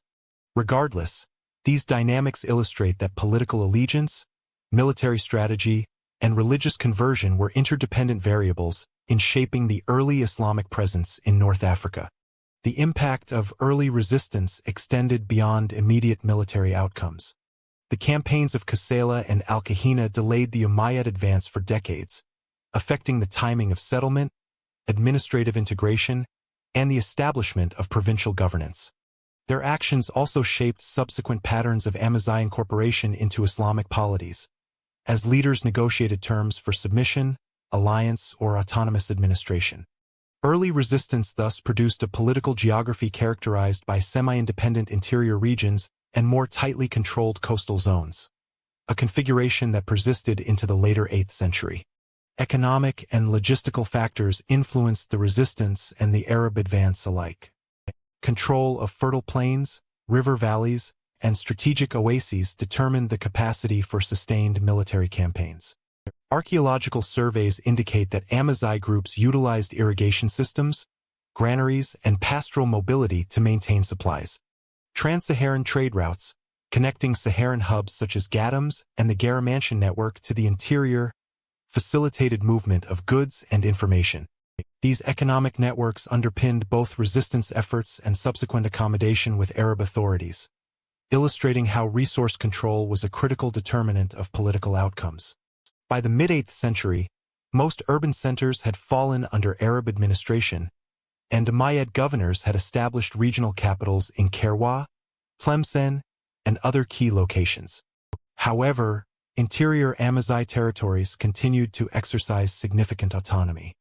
Tribal federations retained control of mountain passes, desert corridors, and highland regions, influencing taxation, trade, and military recruitment. The negotiated settlement between Arab authorities and Amazigh leaders during this period laid the foundation for the integration of Amazigh populations into the emerging Islamic polity, while simultaneously preserving local autonomy and social structures. The campaigns of Kassala, Al-Kahina, and their contemporaries therefore represent more than temporary resistance. They were a decisive factor in shaping the political and cultural landscape of early Islamic North Africa. They delayed complete incorporation, enforced negotiation over submission, and preserved Amazigh autonomy in regions of strategic importance. Their legacy is evident in the subsequent pattern of decentralized governance, federated tribal participation, and enduring Amazigh influence within Islamic North Africa. As Arab authority became more entrenched and conversion patterns diversified across urban and rural regions, the Maghreb entered a period of religious, political, and social transformation that reshaped Amazigh identity and governance, setting the stage for the emergence of the first fully integrated Islamic states in North Africa. Following the initial Arab incursions and the negotiated accommodations that concluded the 7th century, Amazigh societies underwent a profound process of religious, social, and political transformation. While early Islamic authority was concentrated in urban coastal centers and strategic interior towns, large segments of rural and highland Amazigh communities gradually adopted Islam. Conversion patterns were not uniform. Adoption of the faith often occurred alongside retention of tribal autonomy, local governance practices, and social customs. One of the most significant influences in this process was the rise of Karaite doctrines, particularly the Sufri and Abadi branches, which emphasized egalitarian principles, communal decision-making, and local accountability. Karaite movements offered an appealing ideological framework for Amazigh populations accustomed to decentralized federations and tribal sovereignty. Unlike the Umayyad or Abbasid hierarchies, Karaite doctrine permitted local leadership to exercise authority in accordance with collective consensus, provided rulers adhered to moral and religious standards. This approach resonated with Amazigh social structures, where lineage, kinship councils, and confederated tribal authority had long regulated internal governance. In effect, the integration of Karaite principles facilitated both the Islamicization of rural communities and the preservation of established political autonomy. Early evidence of this synthesis appears in northern Saharan and central Maghreb settlements.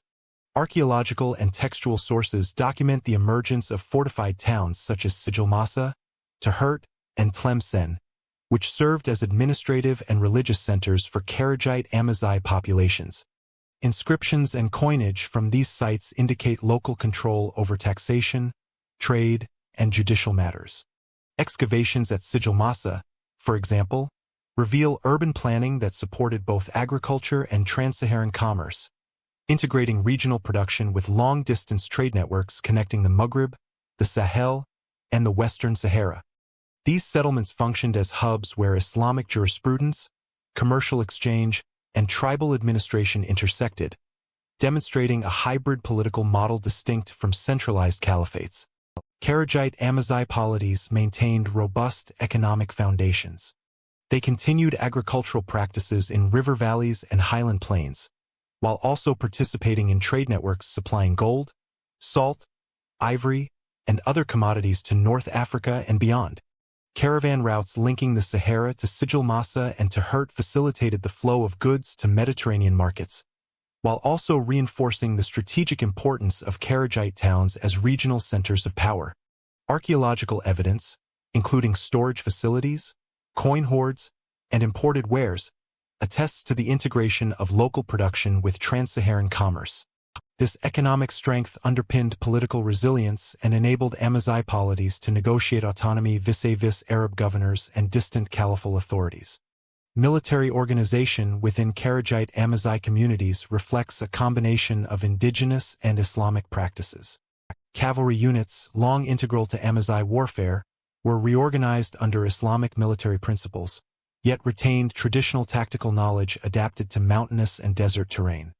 Sources such as Ibn Khaldun describe the Sufri and Abadi communities as capable of both defending their settlements and projecting force to maintain territorial cohesion. The combination of tribal mobility, fortified towns, and religious legitimacy allowed these polities to remain effectively independent from the nominal authority of the Abbasid Caliphate, even during periods of external military pressure. The emergence of Kharajite towns also created networks of political collaboration. Confederations across the Ouases Mountains, central Maghreb, and parts of western Algeria coordinated defense, trade, and religious instruction. Councils of elders and elected leaders implemented judicial decisions based on Abadi or Sufri jurisprudence, blending canonical texts with customary Amazigh norms.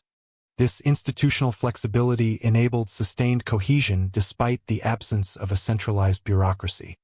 Epigraphic evidence and contemporary chronicles illustrate that these networks facilitated conflict resolution, regulated land tenure, and coordinated collective military response, demonstrating the ability of Amazigh polities to synthesize Islamic principles with long-standing social organization. Religious and cultural life in these Kharajite Amazigh communities further reinforced autonomy. Mosques, madrasas, and judicial centers served not only as places of worship, but as loci of local governance and communal decision-making. Architectural remains show modest-scale religious structures that integrated local construction techniques, reflecting both adaptation to environmental conditions and continuation of pre-Islamic building practices. Funerary inscriptions frequently combine Arabic epigraphy with references to tribal lineage, signaling the coexistence of new religious identity with persistent Amazigh social markers. This duality exemplifies how Islam was integrated into existing cultural frameworks rather than imposed as a purely external system.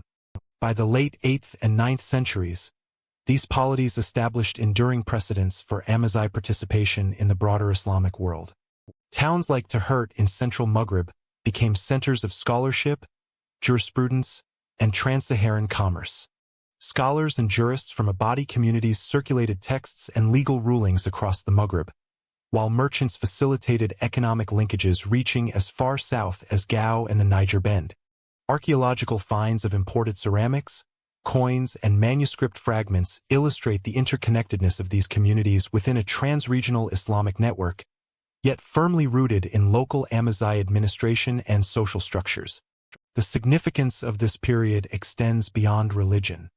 The adoption of Islam, coupled with the preservation of tribal governance, laid the structural foundations for later Amazigh-led dynasties, including the Fatimids, Almoravids, and Almohads. By maintaining control over strategic trade routes, agricultural hinterlands, and mountain strongholds, Kharajite Amazigh communities developed both the political experience and institutional capacity necessary for regional empire building. Their integration of Islamic principles with indigenous social organization produced a distinctive model of state formation that influenced North African history for centuries. In sum, the period from 740 to 900 CE represents the consolidation of Islam among Amazigh populations through movements that emphasized egalitarianism, autonomy, and localized governance. Kharajite doctrines provided ideological legitimacy, while towns such as Sijilmasa, Tahert, and Ouases confederations implemented practical administration, economic regulation, and military organization. The interplay of religious adoption and political independence illustrates the adaptive capacity of Amazigh societies during early Islamic expansion, establishing patterns that would shape the Maghreb's subsequent political and cultural evolution.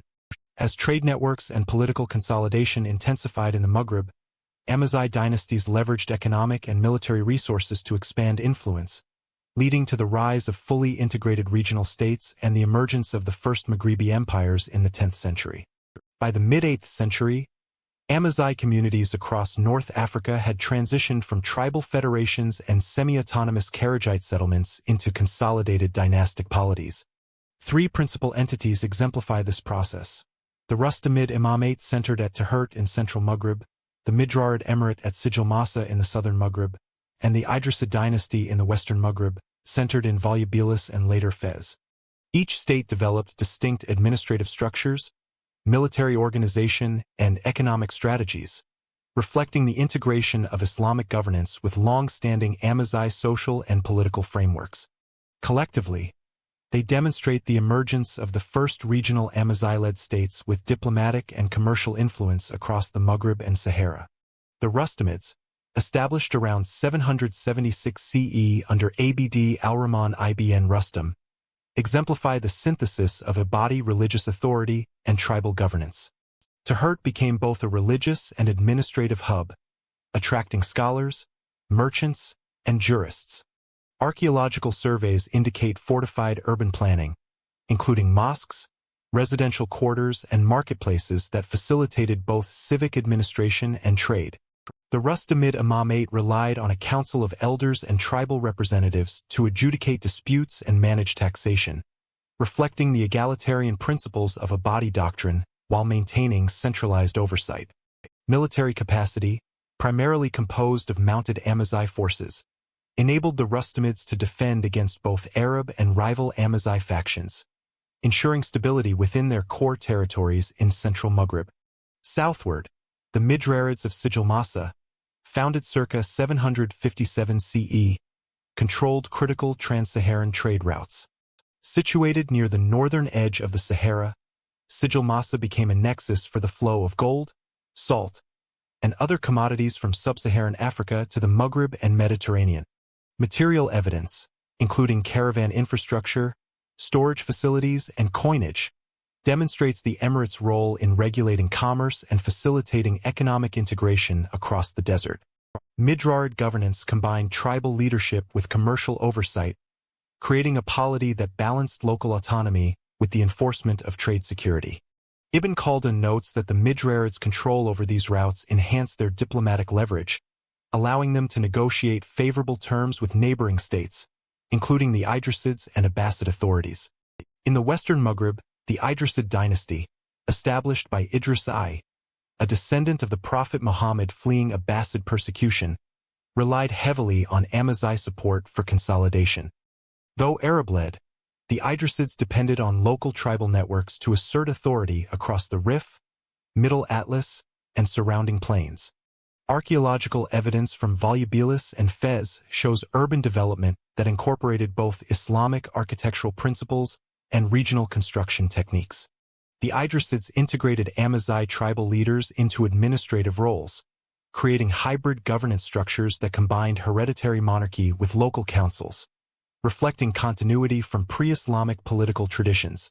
Military cooperation between Idrisid rulers and Amazigh federations ensured control over strategic passes, fertile valleys, and key trade corridors. Economically, these early Amazigh dynasties exhibited remarkable integration of regional and trans-Saharan networks. The Rustamids facilitated north-south trade between coastal markets and inland oases. The Midrarids regulated southern desert commerce, and the Idrisids oversaw exchanges linking the Atlantic seaboard with interior valleys. Archaeological data, including coin hoards, imported ceramics, and caravan infrastructure, highlights the interconnectedness of these polities and their reliance on both pastoral and agricultural production. Oasis networks functioned as economic and political nodes, enabling the dynasties to maintain revenue streams, support urban populations, and sustain military forces. Religious and intellectual activity further reinforced state cohesion. Tahert, as the Rustamid capital, became a center for Ibadi scholarship, producing jurists, exegetes, and theologians whose writings circulated throughout the Maghreb and into Africa. Sijilmassa, while more commercially oriented, maintained mosques and religious institutions aligned with Kharajite principles, supporting communal adjudication and social cohesion. The Idrisids, by incorporating Amazigh elites into both administration and religious oversight, facilitated the gradual Islamization of Western Maghreb populations, while retaining local customs and tribal identity. This combination of religious legitimacy, economic control, and military capacity underpinned the long-term resilience of these polities. Military organization across these dynasties reflects both continuity with pre-Islamic Amazigh practices and adaptation to Islamic political structures. Cavalry remained central, providing mobility across mountainous, desert, and plateau regions. Fortified urban centers served as recruitment, training, and supply hubs, while tribal levies ensured rapid mobilization during periods of conflict. Historical sources, including al-Bakri and Ibn al-Hari, note repeated campaigns to secure trade routes, suppress rebellions, and defend borders against rival Amazigh factions and external threats. This military integration, coupled with diplomatic engagement, enabled dynasties to operate autonomously while remaining connected to broader Islamic polities. Social organization also demonstrates the interplay between tribal federation and dynastic authority. Councils of elders, lineage-based leadership, and federated alliances continued to regulate local governance, dispute resolution, and resource allocation. These mechanisms provided flexibility, allowing dynasties to maintain loyalty among diverse Amazigh groups without imposing rigid centralization. Urban centers functioned as nodes of administration, commerce, and religious instruction, while rural and nomadic populations preserved traditional mobility and economic practices. Epigraphic and material evidence confirms that tribal identity remained salient even as political authority became dynastic, illustrating the hybrid nature of governance. By 1000 CE, these dynasties had achieved substantial political, economic, and cultural consolidation. Rustamids, Midrarids, and Idrisids collectively controlled major portions of the Maghreb, facilitated trade across the Sahara, and established the foundations for intellectual and religious networks that would influence subsequent empires. Their administrative practices, integration of tribal federations, and accommodation of local autonomy provided a durable template for Amazigh-led governance. Archaeological remains, including fortified towns, coinage, manuscript fragments, and oasis infrastructure, demonstrate that these polities were both economically productive and politically sophisticated, bridging the gap between early Islamic incursions and later imperial state formation. In sum, the period from 750 to 1000 CE represents the crystallization of Amazigh dynastic authority in the early medieval Maghreb. The Rustamids exemplified Abadi scholarship and religious governance. The Midrarids controlled trans-Saharan commerce, and the Idrisids created hybrid administrative systems reliant on Amazigh collaboration. These states transformed the Maghreb from a patchwork of tribal federations into organized polities with diplomatic, economic, and military influence. Their development illustrates the capacity of Amazigh societies to integrate new religious and cultural paradigms while retaining core social structures, setting the stage for the emergence of large-scale Amazigh empires in the 11th and 12th centuries. Building on the consolidation of these early dynasties, Amazigh political, economic, and religious structures matured, preparing the Maghreb for the rise of expansive Amazigh empires such as the Almoravids and Almohads, which would reshape North Africa and Iberia in the centuries to come. The Almoravid movement originated in the Western Sahara among the Sanhaja Confederation, a network of Amazigh tribes long involved in trans-Saharan trade, pastoralism, and desert oasis settlements. Around 1030 CE, a religious reform initiative emerged under the leadership of Abdallah ibn Yassin, a theologian and jurist trained in Maliki jurisprudence. Ibn Yassin's mission emphasized strict adherence to Islamic law, communal discipline, and centralized religious authority, reflecting both normative Maliki principles and an adaptive strategy to unify semi-autonomous tribal groups. The movement drew upon existing social cohesion within Sanhaja confederations, transforming decentralized desert tribes into a disciplined, religiously legitimized military force capable of projecting authority across the Maghreb. Archaeological and historical evidence indicates that the Almoravids established a network of fortified settlements and religious centers throughout the Western Sahara. Sites such as Azugi in present-day Mauretania demonstrate the emergence of permanent administrative and religious hubs, combining mosque complexes, residential quarters, and defensive structures. Excavations reveal construction techniques adapted to Saharan conditions, including stone masonry and reinforced adobe structures, enabling sustainability in arid environments. These centers functioned as both spiritual headquarters and logistical bases, facilitating the coordination of tribal levies, caravan protection, and territorial expansion. The military organization of the early Almoravids reflects the integration of Amazigh tribal traditions with Islamic principles of jihad and collective discipline. Cavalry units composed of Sanhaja horsemen and camel-mounted contingents provided mobility and strategic reach across the desert, while Ibn Yassin's system of religious oversight ensured compliance with legal and moral codes. Chronicles such as Ibn Idhari and al-Bakri describe campaigns to secure desert oases, consolidate tribal allegiance, and suppress rival groups resistant to reform.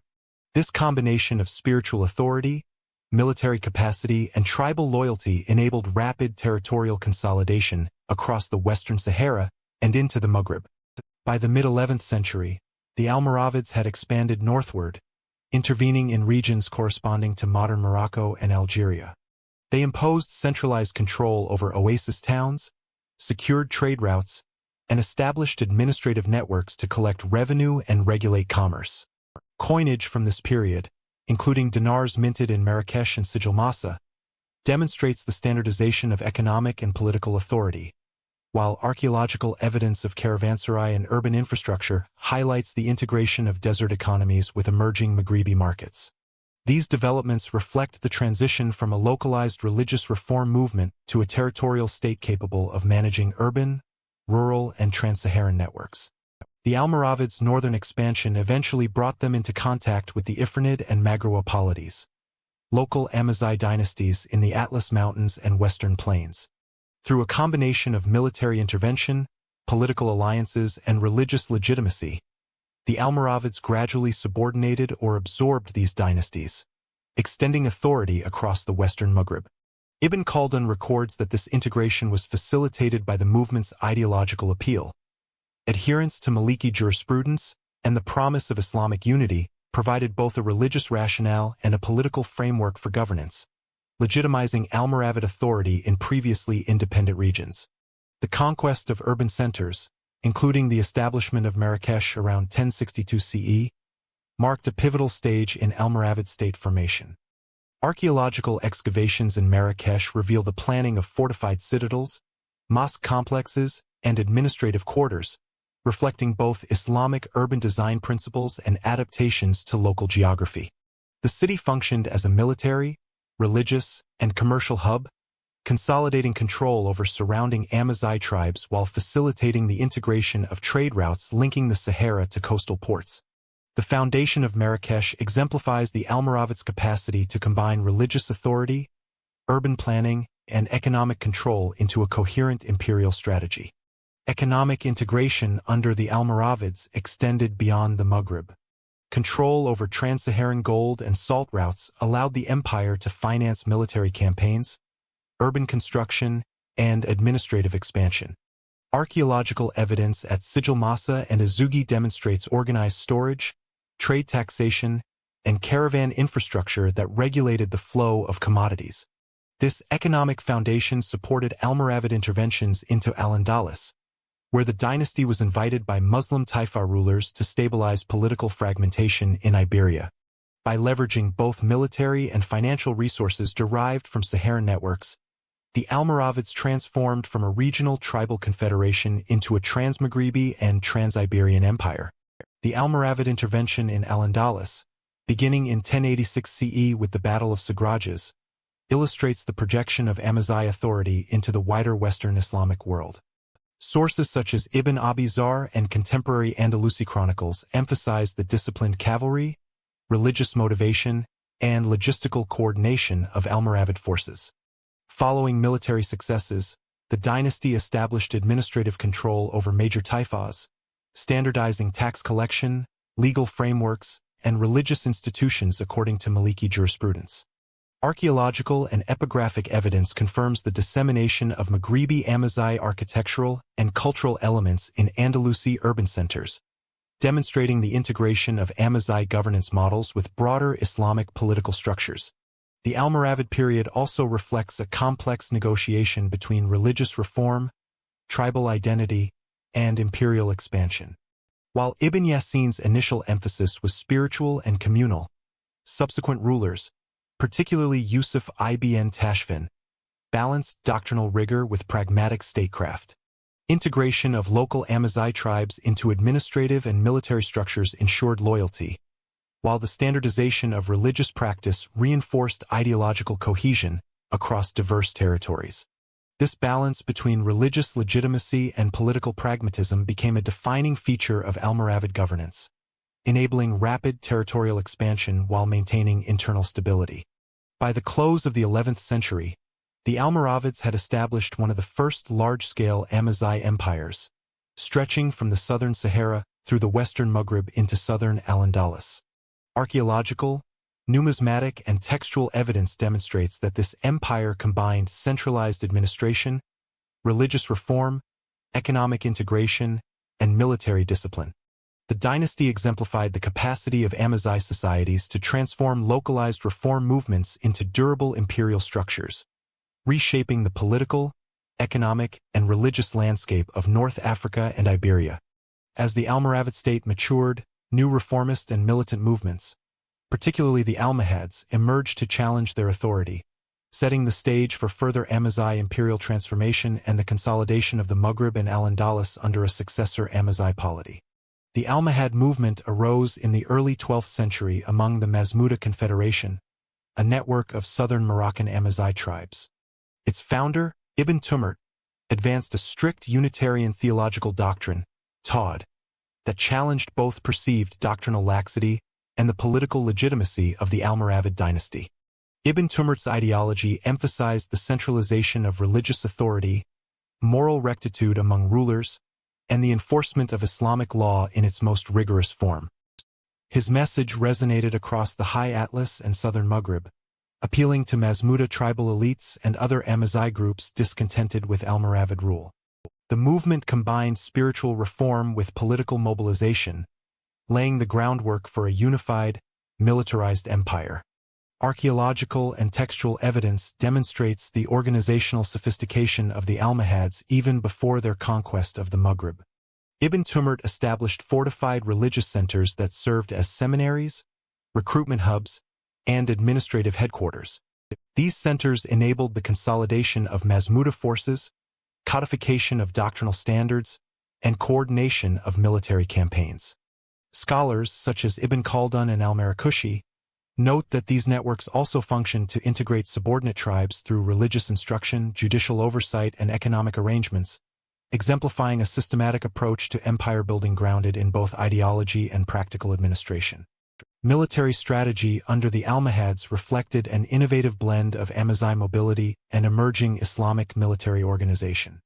Cavalry units drawn from Masmuda and allied tribes formed the backbone of the army, while fortified mountain positions provided defensible staging areas.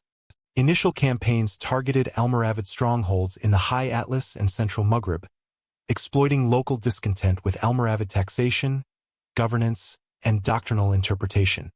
Ibn Tumurt's successors, particularly Abd al-Mumin, transformed the movement into a state apparatus capable of sustaining prolonged sieges, offensive operations, and territorial governance. The combination of ideological legitimacy and disciplined military capacity enabled the Almohads to unify the Maghreb under centralized authority by the mid-12th century. Urban consolidation and administration were central to Almohad governance. Key cities, including Marrakesh, Fez, and Tlemcen, served as administrative capitals, military garrisons, and cultural centers. Archaeological evidence, including mosque complexes, palatial architecture, and city fortifications, demonstrates the integration of religious and political authority. Notably, monumental construction projects, such as the Koutoubia Mosque in Marrakesh and the Giralda in Seville, reflect both Almohad ideological ambitions and administrative sophistication. These structures function simultaneously as symbols of doctrinal orthodoxy, centers for urban governance, and loci for scholarly activity, demonstrating the interplay between religious reform and state building. Economic integration under Almohad rule was facilitated by control over coastal ports, trans-Saharan trade routes, and fertile river valleys. The empire regulated commerce in gold, ivory, salt, and textiles, creating revenue streams that supported military campaigns and urban development. Material culture, including coinage and imported ceramics, reveals the extent of economic exchange linking North Africa and Iberia. Oasis networks and mountain settlements continued to provide logistical support for caravans, while urban markets and maritime ports integrated regional production into Mediterranean trade circuits. This economic foundation underpinned Almohad political centralization and enabled the enforcement of religious and administrative policies. Religious authority functioned as a central instrument of governance. Almohad doctrine required strict adherence to tawhid and moral discipline, both for rulers and subjects. Courts administered justice according to these principles, while religious scholars were incorporated into the state apparatus as judges, advisors, and educators. The Almohads actively suppressed competing religious interpretations, including Kharijite and residual Almoravid practices, to consolidate doctrinal uniformity. Epigraphic records and contemporary chronicles indicate that this approach extended into Al-Andalus, where Almohad governors oversaw judicial and religious reforms in line with Maghribi standards, ensuring ideological cohesion across the empire. The Almohads' expansion into Al-Andalus began in the mid-12th century, responding to appeals from Muslim Taifa rulers for military assistance against Christian Reconquista campaigns. Led by Abd al-Mumin, Almohad forces crossed the Strait of Gibraltar, securing key cities such as Seville, Córdoba, and Granada. Military campaigns were complemented by administrative integration, with local Amazigh governors and Andalusi elites incorporated into governance structures under Almohad's supervision. Architectural and epigraphic evidence demonstrates the transplantation of Maghribi Amazigh culture, urban planning, and religious practice into Iberia, reflecting the trans-Mediterranean scope of Almohad authority. Intellectual and cultural production flourished under Almohad rule. The empire promoted scholarship in theology, jurisprudence, astronomy, and philosophy, attracting figures such as Averroes, Ibn Rushd, and Ibn Tufail. Libraries, madrasa complexes, and scholarly endowments facilitated the circulation of knowledge across the Maghreb and Al-Andalus. The synthesis of Amazigh organizational structures with Islamic scholarly traditions created an environment conducive to both doctrinal uniformity and intellectual vitality. Architectural patronage further symbolized the centrality of religion to political authority, reinforcing ideological legitimacy while sustaining urban development. Despite centralized control, Almohad governance maintained accommodation of regional Amazigh identities.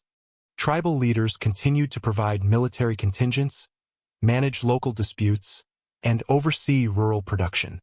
This federated approach enabled the empire to exercise authority across geographically and socially diverse regions, from mountainous Atlas territories to Saharan trade routes and coastal plains. Archaeological and textual sources reveal a pragmatic balance between direct administration and delegated tribal governance, illustrating a sophisticated approach to empire building that combined ideological rigor with adaptive management. By the 13th century, Almohad political authority began to decline due to internal succession disputes, military defeats in Iberia, and the rise of local dynasties. Nevertheless, the empire represents the apex of Amazigh political influence, demonstrating the capacity of indigenous populations to construct and sustain a trans-Maghribi and trans-Iberian state. Its achievements in administration, architecture, economic integration, and religious enforcement exemplify the synthesis of tribal, religious, and imperial structures characteristic of Amazigh-led governance. In conclusion, the Almohad period illustrates the transformative potential of religious ideology as a unifying force in early medieval North Africa. Founded among the Masmuda tribes, the movement centralized authority through doctrinal legitimacy, disciplined military organization, and administrative innovation. The construction of monumental architecture, urban consolidation, and integration of commerce reinforced both political control and ideological coherence. By unifying the Maghreb and extending influence into Al-Andalus, the Almohads established the highest expression of Amazigh imperial power, leaving a durable legacy in political, cultural, and religious spheres. Following the decline of Almohad authority in the mid-13th century, the Maghreb fragmented into smaller Amazigh and Arab-led dynasties, including the Marinids, Zayanids, and Hafsids, setting the stage for the late medieval political landscape of North Africa. Following the decline of Almohad authority, the Western Islamic Maghreb entered a period of political fragmentation, during which multiple Amazigh dynasties established regional states. The Marinids consolidated control over Morocco, the Hafsids dominated Africa, and the Zionids ruled from Tlemcen in the central Maghreb. Each dynasty drew upon Amazigh tribal networks for military recruitment, local administration, and legitimacy, demonstrating the continued political agency of indigenous populations despite the erosion of Transmaghrebi imperial structures. These successor states operated within a competitive Mediterranean environment, interacting diplomatically, commercially, and militarily with Iberian kingdoms, Italian maritime powers, and the residual Almohad remnants.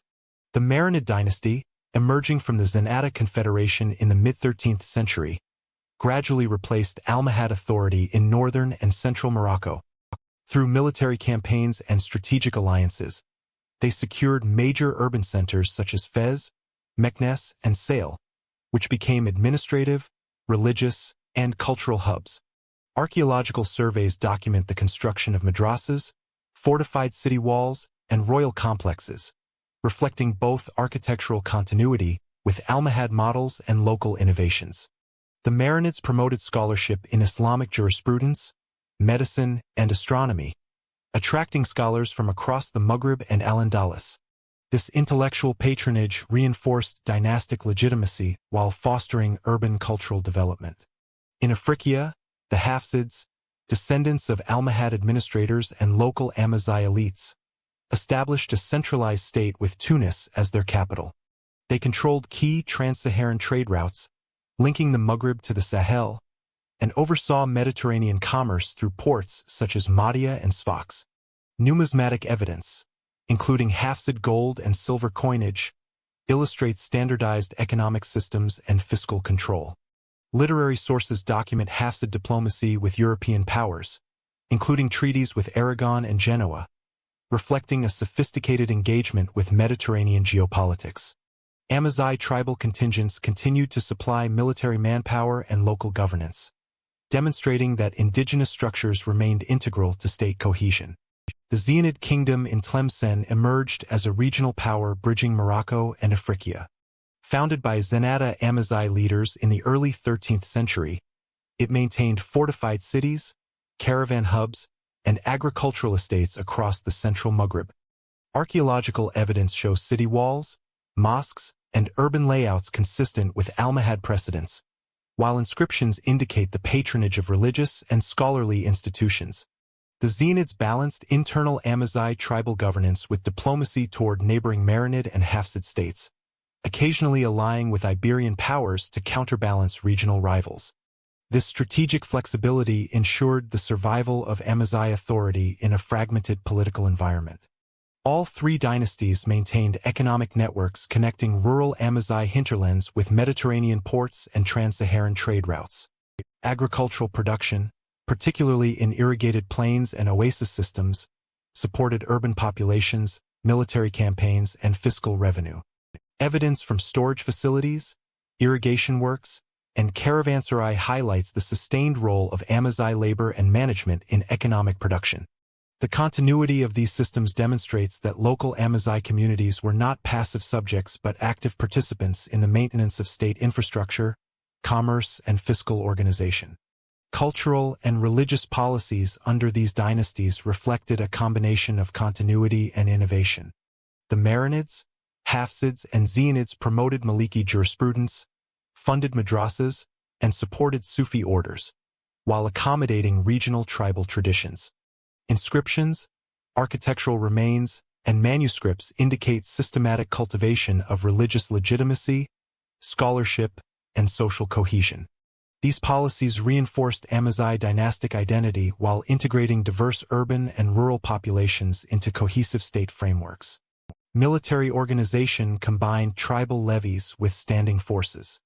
Zenata, Masmuda, and other Amazigh groups supplied cavalry and infantry contingents for frontier defense, internal pacification, and campaigns against Iberian incursions. Chronicles and contemporary accounts record periodic revolts, highlighting the negotiation between central authority and tribal autonomy. Dynastic rulers relied on both coercion and alliance building to maintain territorial control, illustrating the adaptive strategies that sustained Amazigh political structures across changing circumstances. Diplomatic engagement with Mediterranean powers further demonstrates Amazigh statecraft. Hafsid envoys negotiated trade treaties and military alliances with Aragon, Castile, and Italian city-states, securing maritime commerce and defense. Marinid rulers occasionally intervened in Iberian affairs, supporting Muslim taifas or negotiating truces with Christian kingdoms. Zionids maintained correspondence and occasional pacts with both Western Maghreb states and Iberian polities, reflecting sophisticated regional diplomacy. These interactions positioned Amazigh dynasties as central actors in Mediterranean political and economic networks during the late medieval period. Urban development under these states illustrates the consolidation of Amazigh authority.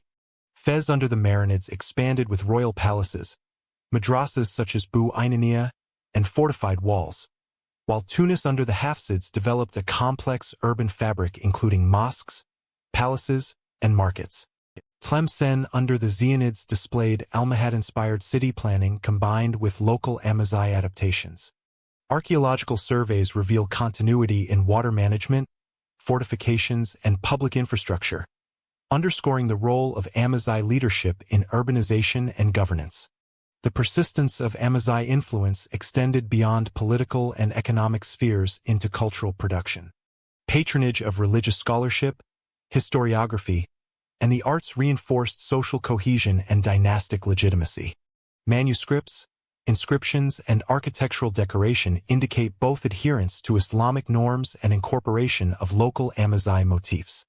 This period demonstrates the capacity of Amazigh elites to sustain distinctive political and cultural identity, even amidst competing external pressures from Iberia, the Ottoman Empire, and rising European maritime powers. In conclusion, the post-Almohad period highlights the resilience and adaptability of Amazigh political structures. The Marinids, Hafsids, and Zionids maintained dynastic authority, urban infrastructure, trade networks, and cultural production across the Maghreb for over 2 centuries. Tribal networks, economic integration, and religious legitimacy provided the foundation for sustained Amazigh governance despite regional fragmentation and external challenges. Collectively, these dynasties represent the final phase of the medieval Amazigh imperial cycle, preserving local authority while engaging dynamically with the Mediterranean and trans-Saharan worlds. As the 15th century progressed, North Africa faced shifting trade patterns, emerging European maritime powers, and Ottoman expansion, marking the transition into the early modern period and reshaping Amazigh political and economic structures. By the early 16th century, the Ottoman Empire had established a strategic presence along North Africa's Mediterranean coast, formalized through regencies in Algiers, Tunis, and Tripoli.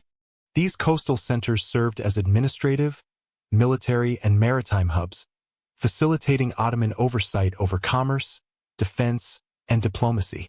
Primary sources, including Ottoman archival documents and local chronicles, indicate that direct control rarely extended far inland, particularly across the mountainous Rif and Kabylie regions, the Sahara's periphery, and the central Maghreb highlands.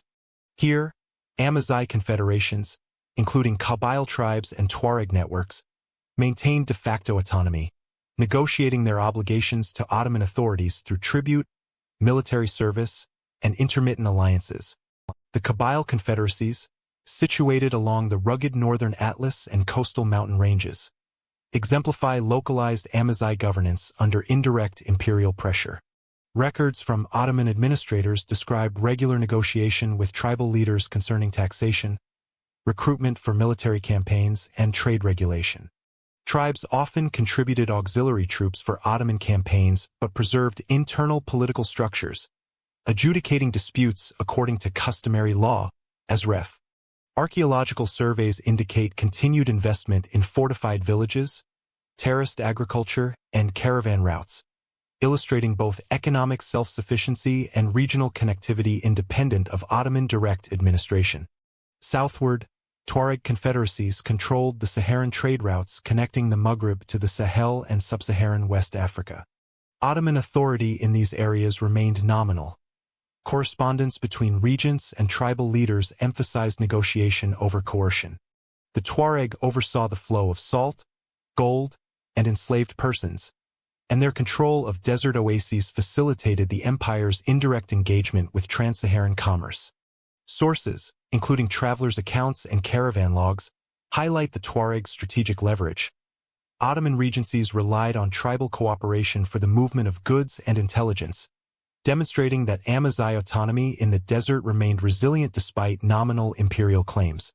The Ottoman approach to Amazigh regions combined military pragmatism with diplomatic accommodation. Garrisons and fortifications were established primarily along strategic coastal cities and interior passes, ensuring defense against European incursions and local rebellions. Military correspondence suggests that Ottoman authorities recognized the logistical and political limitations of full territorial control, often integrating Amazigh tribal leaders into administrative structures as intermediaries or tax collectors. This decentralized governance model allowed the empire to extract resources and maintain coastal security while respecting tribal autonomy, a model distinct from the direct provincial administration seen elsewhere in the Ottoman Mediterranean. Economic integration under Ottoman rule was significant yet incomplete. Coastal cities such as Algiers, Tunis, and Tripoli flourished as Mediterranean ports, engaging in trade with Europe, the Ottoman heartland, and trans-Saharan markets. Coastal merchants depended on inland Amazigh producers for agricultural and pastoral goods, including grain, livestock, and leather. Archaeological remains, including fortified caravanserai and market complexes, reveal an economic network linking autonomous Amazigh territories with Ottoman-controlled urban centers.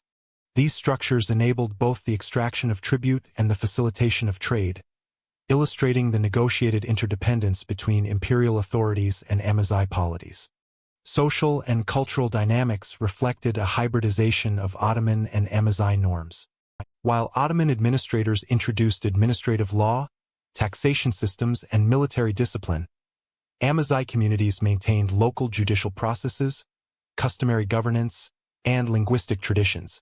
Travel narratives, legal records, and inscriptions document the coexistence of Arabic, Ottoman Turkish, and Amazigh languages within judicial, commercial, and ritual contexts. Religious life was similarly pluralistic. Islam, particularly Maliki jurisprudence, dominated, but Amazigh practices and local Sufi networks continued to influence social cohesion and local governance. This pluralism exemplifies the resilience of indigenous structures within broader imperial frameworks. Military interactions illustrate the strategic collaboration and tension inherent in Ottoman-Amazigh relations. Kabyle and Tuareg forces participated in campaigns against European powers, local rivals, and piracy networks, yet these alliances were conditional and often renegotiated. Contemporary Ottoman correspondence emphasizes both the utility of Amazigh auxiliaries and the persistent challenges of enforcing central authority over autonomous groups. Conflicts occasionally erupted, leading to punitive expeditions, but long-term compliance was generally maintained through negotiation, gift exchange, and recognition of tribal sovereignty. European encroachment during this period significantly influenced Amazigh strategies and Ottoman policy. The expansion of Spanish, Portuguese, and later French maritime activity shifted coastal trade routes, prompting Ottoman regencies to fortify ports and negotiate with inland Amazigh groups to secure supply lines and maintain strategic depth. Archaeological evidence of coastal fortifications, combined with archival correspondence, demonstrates that Amazigh confederacies were integral to regional defense strategies, providing manpower, intelligence, and logistical support for Ottoman objectives. The interconnection between external pressures and internal autonomy reinforced Amazigh political flexibility. By the late 17th century, Amazigh autonomy remained a defining feature of North Africa's political landscape. Kabyle, Riffian, and Tuareg confederacies preserved internal hierarchies, managed local economies, and maintained control over transportation corridors, while engaging selectively with Ottoman authorities. The empire's reliance on negotiation, tribute, and military collaboration highlights a pluralistic governance model in which Amazigh societies functioned as semi-independent actors within a broader imperial system. In conclusion, the Ottoman expansion into North Africa did not eradicate Amazigh political autonomy, but instead created a dynamic framework of negotiated sovereignty. Qabyle confederacies and Tuareg networks maintained control over highland and desert regions, leveraging military organization, economic resources, and geographic knowledge to negotiate their position vis-a-vis Ottoman regencies. Coastal Ottoman centers flourished economically and administratively, yet inland Amazigh societies remained resilient, demonstrating that imperial authority in North Africa was both contingent and decentralized. This period exemplifies the enduring capacity of Amazigh polities to adapt, preserve local governance, and engage strategically with emergent global powers. As European maritime empires expanded in the 18th century, North African trade patterns and coastal politics shifted further, setting the stage for intensified interaction between Amazigh communities, Ottoman authorities, and emerging Atlantic powers. In Morocco, dynastic authority depended heavily on the cooperation and integration of Amazigh tribal confederacies.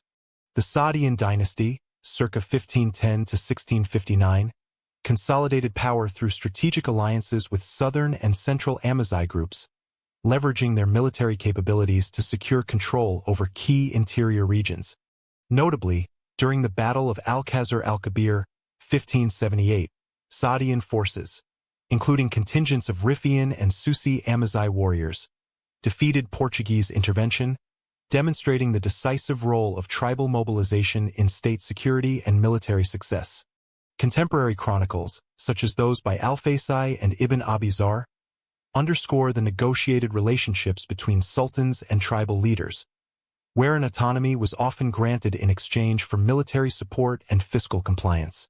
The Saadians institutionalized this cooperation by integrating tribal leaders into administrative and judicial structures, allowing them to oversee taxation, dispute resolution, and local governance. Archaeological evidence from fortified kasbahs and caravan networks illustrates that tribal alliances were central to controlling rural and mountainous regions. This framework maintained internal cohesion while enabling the Sultan to project authority into territories otherwise difficult to manage from urban centers like Marrakesh and Fez. The subsequent Alawite dynasty, from the mid-17th century onward, further codified the relationship between Amazigh tribes and central authority.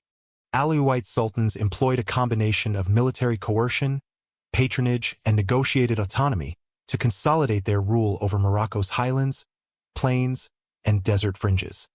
Tribal leaders often received official titles, land grants, or judicial responsibilities in return for loyalty and troop mobilization. Historical records indicate that these policies were particularly effective in the Middle Atlas, Rif, and Su regions, where direct sultanic administration was logistically challenging. Local Amazigh law, customary practices, and leadership structures were recognized within the broader framework of the monarchy, preserving traditional governance while integrating tribes into the state apparatus. Economically, Amazigh tribes played a critical role in sustaining state revenue and controlling trade routes. The Alawite regime relied on the cooperation of the Middle Atlas and High Atlas confederacies to secure passage for caravans transporting salt, grains, and other goods between coastal markets and interior towns. Taxation agreements and tribute collection were often administered through tribal intermediaries, highlighting the interplay between state authority and indigenous governance structures. These arrangements facilitated the extraction of resources without imposing direct administrative oversight, demonstrating the continued autonomy of Amazigh groups alongside centralized authority. Religious and social integration also reinforced political relationships. The Alawite sultans promoted Maliki Islam while recognizing the importance of Amazigh communal identity, including language, customary law, and local leadership. Sufi networks, often embedded within tribal societies, served as mediators between the central state and local communities. Written sources, including hagiographies and legal registers, indicate that these networks were instrumental in legitimizing sultanic authority while preserving tribal cohesion. The balance between religious conformity and respect for indigenous structures allowed Moroccan dynasties to extend influence without provoking sustained rebellion. Military strategy remained a key dimension of Amazigh dynasty relations. During internal conflicts and campaigns against external threats, such as European incursions along the Atlantic and Mediterranean coasts, Amazigh contingents provided cavalry, infantry, and logistical support. The Sultan's reliance on tribal levies reinforced the necessity of negotiated autonomy. Too much centralization risked alienating tribes, while excessive independence threatened the cohesion of state defense. Correspondence and chronicles from the 17th century indicate frequent negotiations over troop quotas, supply obligations, and territorial jurisdiction, reflecting a pragmatic approach to governance. The Saadian and Alawite experience demonstrates that state formation in Morocco was inseparable from Amazigh political agency. Dynastic consolidation did not entail the elimination of tribal authority, but rather its incorporation into hierarchical, negotiated structures. This model allowed Moroccan rulers to assert control over a geographically complex territory, while accommodating the social and political realities of highland and desert societies. Archaeological, textual, and numismatic evidence collectively illustrates that Amazigh tribes were not peripheral actors but central to the administration, economy, and military of early modern Morocco. In conclusion, from the 16th to the 18th centuries, the relationship between Moroccan dynasties and Amazigh confederacies exemplified mutual adaptation and strategic negotiation. Military support, economic management, and political legitimacy were contingent upon alliances with tribal leaders, while customary governance and social norms were recognized within the sultanic framework. This period highlights a distinctive model of state formation in North Africa, wherein central authority coexisted with enduring Amazigh autonomy, shaping the political and social landscape of Morocco prior to the pressures of European colonial expansion. As European powers increased their maritime presence and colonial ambitions intensified, Amazigh societies across North Africa would face unprecedented pressures, reshaping trade, political alliances, and autonomy in the 18th and 19th centuries. From the 16th century onward, Tuareg confederacies maintained control over the central and southern Sahara, linking the Maghreb to the Sahel through expansive trans-Saharan trade networks. These networks facilitated the movement of salt from the Tagaza and Tadeni mines, gold from West African empires such as Songhai, ivory, slaves, and luxury goods bound for Mediterranean markets. European travelers, cartographers, and chroniclers, including Leo Africanus and Portuguese coastal surveys, recorded the sophistication of these routes, emphasizing the role of Tuareg intermediaries in sustaining long-distance commerce and regional connectivity. The Tuareg operated as semi-autonomous confederations, each governed by aristocratic lineages and hierarchical social structures. The confederacies, such as the Kel Ahagar, Kel Adag, and Kel Tamashek, organized around clan-based leadership, with political authority vested in amenable figures. These leaders mediated disputes, coordinated caravan logistics, and directed military operations to protect trade routes and territorial interests. Oral histories, inscriptions, and early modern chronicles corroborate the persistence of these hierarchies, demonstrating continuity of governance that had endured since the medieval period. Economically, Tuareg control of Saharan passages enabled them to extract tolls, levy taxes, and regulate commerce, creating wealth that supported both military organization and cultural patronage. Caravan routes connecting Timbuktu, Agadez, and Gatams to the Maghreb's coastal cities required meticulous planning, involving logistical coordination of camel trains, water sourcing, and seasonal movement. Archaeological evidence, including caravanserai remains, fortified way stations, and oasis settlements, illustrates the infrastructure supporting this mobility, highlighting the adaptability and administrative capacity of Tuareg societies. Tuareg influence extended beyond trade into diplomatic engagement with neighboring states. Confederations negotiated with Sahelian kingdoms, Moroccan sultans, and Ottoman regencies, leveraging their control of trade corridors for political recognition and economic advantage. Correspondence and traveler accounts indicate periodic alliances and conflict, with Tuareg forces sometimes intervening in regional disputes or protecting trans-Saharan commerce against banditry and European encroachment. These interactions underscore the strategic agency of Amazigh mobility in shaping regional geopolitics. Socially, Tuareg confederacies maintained distinctive cultural and religious practices. While Islam, primarily Maliki Sunni, was prevalent, indigenous legal traditions, clan authority, and oral law continued to structure social organization. The persistence of Amazigh languages, customary law, and nomadic identity facilitated cohesion across vast distances, ensuring that political authority and economic control remained localized despite the demands of long-range trade. From the 17th century onward, European maritime expansion began to alter the dynamics of trans-Saharan commerce. Portuguese, Spanish, and later French efforts to control coastal trade routes and map interior Africa introduced new pressures. European mapping projects documented caravan paths and oasis locations, gradually undermining Tuareg monopolies over information and strategic knowledge. Similarly, the expansion of Sahelian states such as the Fulani-led Sokoto Caliphate disrupted traditional patterns of gold and slave movement, prompting Tuareg confederacies to adapt routes, alliances, and toll systems in response. Despite these pressures, Tuareg confederacies retained resilience well into the 18th and 19th centuries. Their control of desert mobility enabled continued mediation between interior and coastal regions, and Confederate leadership adapted diplomatically to emerging political and economic challenges. Oral histories and early colonial reports confirm that Tuareg networks remained critical intermediaries for both local economies and European exploratory expeditions, underscoring the endurance of Amazigh agency in a rapidly changing environment.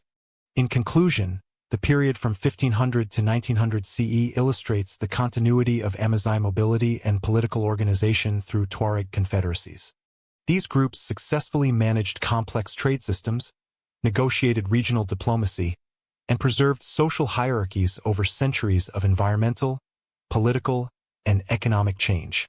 Archaeological, textual, and cartographic sources collectively highlight their enduring role as intermediaries connecting the Maghreb, the Sahara, and the Sahel.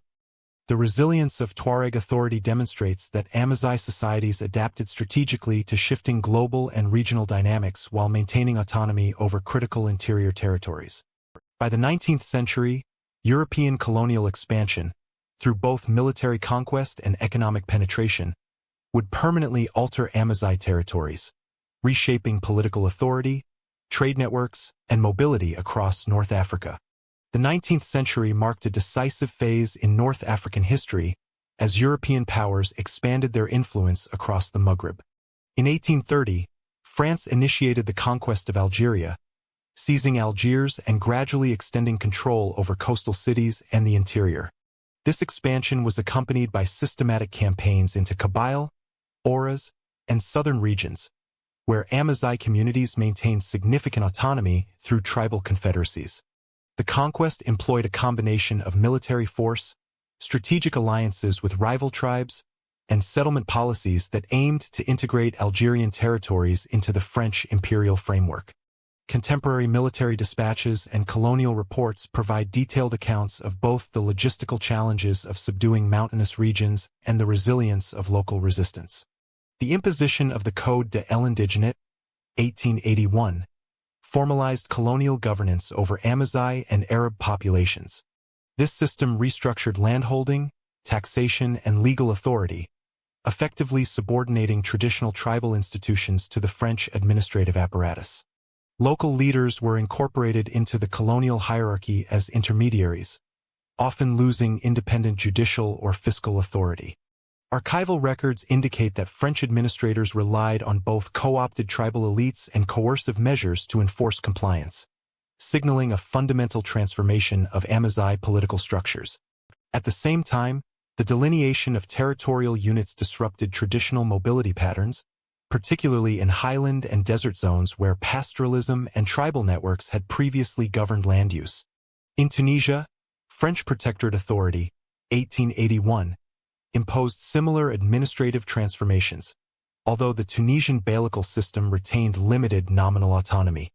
Amazigh communities in the south and mountainous interior negotiated new obligations under colonial law while maintaining aspects of customary governance. Anthropological studies and cadastral surveys from the late 19th century reveal the adaptation of tribal leadership to colonial bureaucratic structures, including the management of oasis settlements, water rights, and trade routes. These administrative shifts reflected the broader colonial strategy: centralized control in urban centers while exerting indirect authority over decentralized, often mobile, Amazigh populations. In Morocco, the establishment of the French and Spanish protectorates, 1912, further reshaped Amazigh political landscapes. Northern Rif and Middle Atlas tribes, historically semi-autonomous, faced direct Spanish intervention, while the French sought to integrate southern and central regions into centralized colonial administration. Military reports from the period highlight the complexity of subduing highland communities that leveraged terrain, mobility, and local knowledge to resist occupation. The French introduced permanent garrisons, infrastructure projects, and surveillance networks, yet the difficulty of controlling remote valleys and desert corridors meant that tribal autonomy persisted, albeit increasingly constrained by colonial oversight. Amazigh responses to European expansion were diverse, ranging from accommodation to sustained military resistance. In Algeria, Emir Abdelkader exemplified early organized resistance, uniting Arab and Amazigh forces in prolonged campaigns against French advances. In Morocco, the Rif and Atlas tribes engaged Spanish forces in recurrent uprisings, culminating in the well-documented Rif War of the 1920s, which, although slightly later, drew upon the historical patterns established during initial colonial encounters. European observers and local chronicles document strategies including guerrilla warfare, tribal alliances, and control of mountain passes, demonstrating a sophisticated understanding of both military and geographic dynamics. Colonial intervention also transformed economic and social life. The redistribution of fertile land to European settlers, taxation of pastoral and agricultural production, and regulation of trade routes disrupted traditional Amazigh economies. Archaeological surveys and colonial cadastral maps indicate that many oasis and highland settlements were reorganized to facilitate resource extraction and administrative control.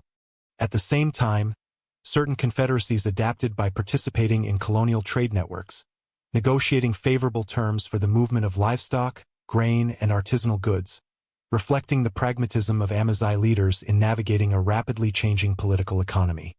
Religiously and culturally, colonial policies sought to reshape Amazigh identity. Missionary activity, education programs, and legal reforms attempted to integrate populations into European norms, often undermining customary laws and social hierarchies. Despite this, many communities preserved linguistic, legal, and ritual traditions, maintaining cohesion and cultural continuity. Ethnographic evidence from the period demonstrates that tribal councils, oral law, and local religious authorities continued to influence social organization even under the pressures of colonial administration. In conclusion, the French and Spanish conquests of the Maghreb between 1830 and 1912 imposed structural transformations on Amazigh societies, including legal codification, land redistribution, and administrative integration. However, the persistence of tribal confederacies, local governance, and adaptive strategies illustrates that Amazigh communities remained active agents in shaping the colonial encounter. Military resistance, negotiation, and economic adaptation highlight the capacity of these societies to retain autonomy within the constraints of European domination. The imposition of European rule catalyzed organized resistance movements across mountains and deserts, setting the stage for 20th-century Amazigh uprisings and nationalist mobilization, particularly in Algeria, Morocco, and the Sahara. During the late 19th and early 20th centuries, Amazigh communities across North Africa mounted organized resistance against European colonial expansion, demonstrating both strategic military acumen and enduring social cohesion. In Algeria, the Kabyle uprisings of the 1850s and subsequent decades exemplified local opposition to French control. The Kabyle populations, leveraging mountainous terrain, sustained guerrilla campaigns that targeted garrisons and supply lines. Colonial military reports detail the difficulty of subduing these areas, noting the deployment of specialized units and the reliance on local knowledge to navigate passes and valleys. These uprisings were not isolated incidents. They reflected an ongoing negotiation between centralized French authority and decentralized tribal autonomy. In the Sahara and southern Algeria, Tuareg confederacies continued to control caravan routes and remote oases, resisting European mapping, taxation, and military incursions. Expeditions led by French officers, including Félix de Margerie and Charles de Foucault's early ethnographic observations, document the Tuareg use of mobility, intelligence networks, and fortified encampments to defend trade corridors. The Tuareg resistance combined intermittent skirmishes with calculated avoidance of protracted engagements, preserving both manpower and social organization. These adaptive strategies highlight the persistence of Amazigh agency even as colonial infrastructure penetrated desert regions. Morocco witnessed one of the most significant and well-documented episodes of Amazigh-led military resistance in the Rif War, 1921 to 1926, led by Abd el-Krim of the 8th Ariagel Confederation. Drawing on alliances among Rifian tribes, Abd el-Krim organized a centralized military command capable of coordinated offensives against Spanish colonial forces. The Rifian forces achieved notable successes, including the Battle of Annual, 1921, in which Spanish troops suffered a devastating defeat, documented extensively in Spanish military archives. The use of mobile infantry, fortified mountain positions, and intelligence networks reflected both traditional Amazigh strategies and innovations adapted to modern warfare. French forces subsequently intervened, leading to a protracted Franco-Spanish campaign to regain control, which employed artillery, air power, and coordinated logistical operations. Historical analyses emphasize the Rifian campaign as a precursor to anti-colonial insurgency models in the Maghreb. These resistance movements reveal sophisticated political and military organization. Tribal leaders coordinated mobilization across confederacies, negotiated alliances, and maintained internal cohesion through customary law and communal authority. Oral histories, colonial reports, and ethnographic accounts indicate that leadership selection was strategic, often prioritizing military competence and legitimacy within tribal hierarchies. This organizational capacity allowed Amazigh groups to mount sustained opposition over decades despite technological and logistical disadvantages compared to European armies. Economic and social factors underpinned these military campaigns. Control over local resources, agricultural terraces, pastoral lands, and caravan routes enabled resistance movements to sustain provisioning, recruit fighters, and fund operations. Taxation and resource allocation were often managed internally according to traditional tribal law, providing stability during periods of conflict. European observers noted that disrupting these systems proved challenging, as Amazigh communities could relocate production, mobilize reserves, and maintain essential supply lines across rugged terrain.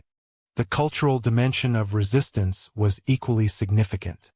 Amazigh identity, codified through language, customary law, and oral tradition, provided ideological cohesion that reinforced military action. Leaders like Abd el-Krim leveraged shared tribal identity and historical memory to mobilize diverse groups, creating a sense of collective purpose that transcended individual clan interests. Missionary, colonial, and ethnographic sources corroborate that resistance was often framed in terms of territorial defense, communal autonomy, and preservation of social structures, rather than purely religious or nationalistic motivations. While ultimately suppressed through overwhelming colonial force, these movements left lasting effects on both Amazigh societies and colonial military doctrine. French and Spanish forces adapted tactics, logistics, and intelligence operations in response to guerrilla strategies, reshaping frontier administration and occupation policies. Post-war reports emphasized the need for fortified outposts, improved reconnaissance, and integration of indigenous intermediaries to manage populations, a testament to the efficacy of Amazigh strategic approaches. In conclusion, between 1850 and 1934, Amazigh communities across Algeria, Morocco, and the Sahara demonstrated enduring agency in the face of European colonization. Kabyle insurgencies, Tuareg defensive campaigns, and the Rifian revolt under Abd el-Krim highlight the integration of traditional social organization, strategic leadership, and adaptive military tactics. These episodes underscore the capacity of Amazigh societies to navigate colonial pressures while preserving autonomy, cultural cohesion, and political influence. The period sets the stage for the next century, during which colonial consolidation and modernization would increasingly challenge Amazigh's social, economic, and political structures. As colonial systems consolidated in the early 20th century, Amazigh communities faced intensified cultural, economic, and administrative pressures, laying the groundwork for modern transformations in identity, governance, and territorial control. Between the late 19th century and the mid-20th century, Amazigh societies across North Africa underwent profound social, economic, and administrative transformation under European colonial regimes. In Algeria, Tunisia, and Morocco, French and Spanish authorities implemented systems of governance designed to integrate the Maghreb into imperial frameworks, often with little regard for traditional tribal structures. Colonial records indicate the creation of new administrative divisions, including communes and circles, which redefined territorial boundaries and jurisdictional authority. Tribal confederacies were fragmented, with local chiefs subordinated to appointed colonial officials, disrupting long-standing political hierarchies. Education policies further reshaped Amazigh society. French colonial schools emphasized the French language, literacy, and European curricula, while often discouraging the use of Tamazight and other indigenous languages. Missionary activity and secular colonial institutions sought to inculcate colonial values, thereby accelerating linguistic marginalization and limiting transmission of local knowledge. Despite these pressures, ethnographic surveys and oral histories reveal that rural and highland communities retained local educational practices, including Quranic instruction, artisanal training, and customary legal education, sustaining cultural continuity amidst external interventions. Land expropriation and agricultural reorganization were central to colonial economic strategy. Fertile valleys, oases, and highland pastures were appropriated for European settler agriculture, cash crop production, and infrastructure projects. Historical cadastral surveys demonstrate significant redistribution of communal lands, which undermined traditional pastoral and subsistence economies. In response, Amazigh communities adapted by relocating herds, intensifying trade networks, and negotiating limited access to arable lands. These adaptations underscore the resilience and agency of local populations within the constraints imposed by imperial authority. The colonial economy also imposed new labor systems. Taxation, conscription for labor projects, and integration into European markets altered social hierarchies and household structures. Archaeological and administrative evidence points to seasonal migrations for work, commercial participation in colonial towns, and the emergence of hybrid rural-urban economies. While such participation often facilitated survival under colonial pressure, it simultaneously introduced shifts in social organization, challenging traditional authority structures and accelerating demographic change. Culturally, Amazigh communities displayed continuity and adaptation. Religious practices, oral literature, artisanal production, and communal governance persisted in mountainous and desert regions, where colonial oversight was limited. Anthropological fieldwork conducted during the early 20th century highlights the preservation of customary law, as ref, ceremonial life, and clan-based conflict resolution, demonstrating the persistence of indigenous social structures despite systemic pressures. These practices not only maintained cultural cohesion but also served as a foundation for collective identity in the post-colonial period. Despite widespread administrative, economic, and linguistic interventions, Amazigh societies exercised strategic negotiation with colonial authorities. Tribal intermediaries, local notables, and community leaders engaged in dialogue to secure limited autonomy, protect resources, and mediate conflicts. Archival correspondence and legal records indicate that colonial administrations often relied on these intermediaries to implement policy, illustrating that Amazigh agency persisted, albeit within a constrained framework. In conclusion, between 1880 and 1950, Amazigh communities experienced structural transformation under colonial rule, encompassing land expropriation, administrative reorganization, education policies, and economic integration into European markets. Yet, the resilience of rural, highland, and desert populations enabled the preservation of key cultural, linguistic, and social practices. These dynamics laid the groundwork for post-colonial Amazigh identity, ensuring continuity of communal structures, customary law, and cultural memory even as colonial authority reshaped the political and economic landscape of North Africa. The end of European rule and the subsequent process of decolonization in the mid-20th century reconfigured political authority, opening pathways for Amazigh participation in modern national states while challenging traditional autonomy and social organization.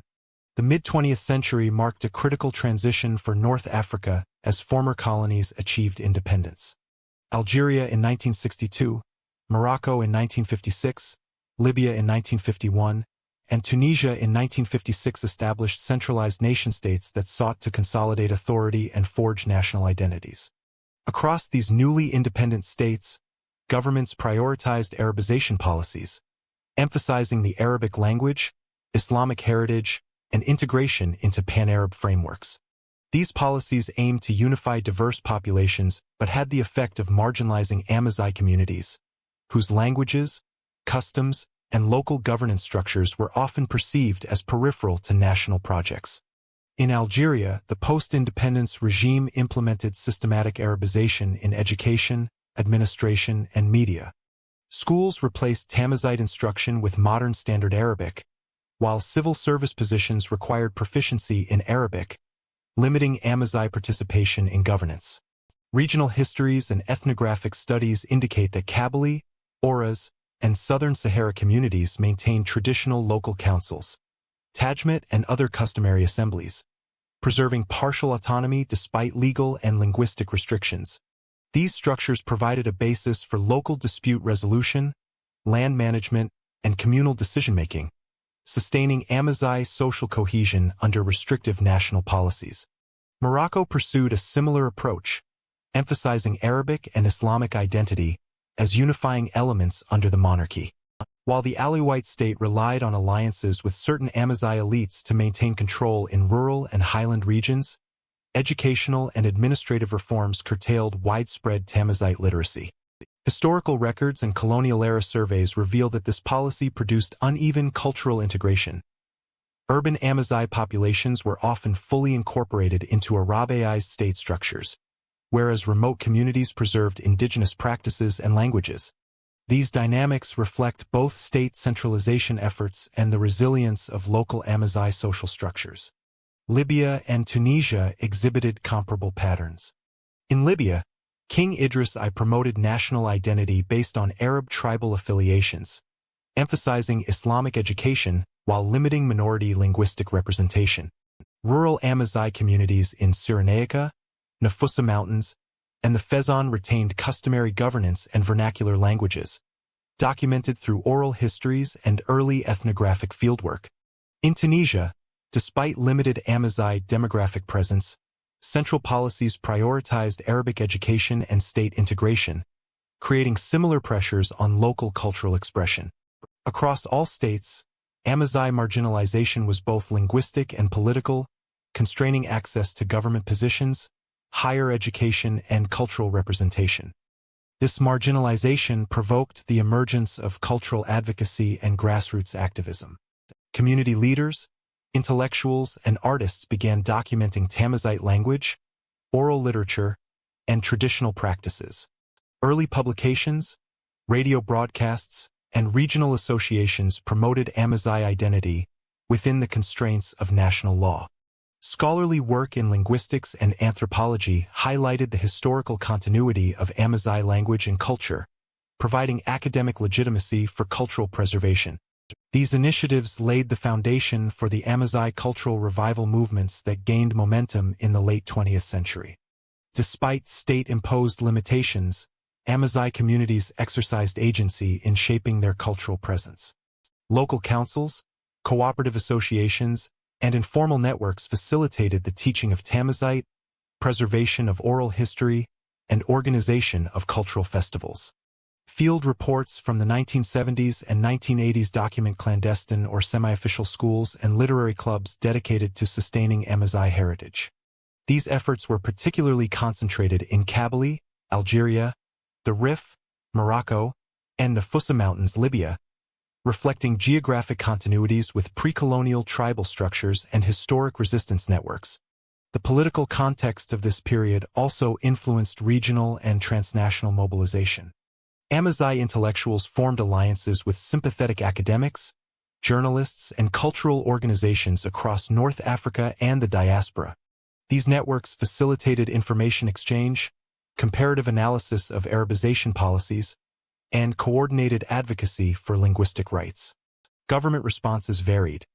Some regimes tolerated limited cultural activity, while others imposed censorship, surveillance, or legal restrictions, reflecting the tensions between centralized state-building and minority cultural autonomy.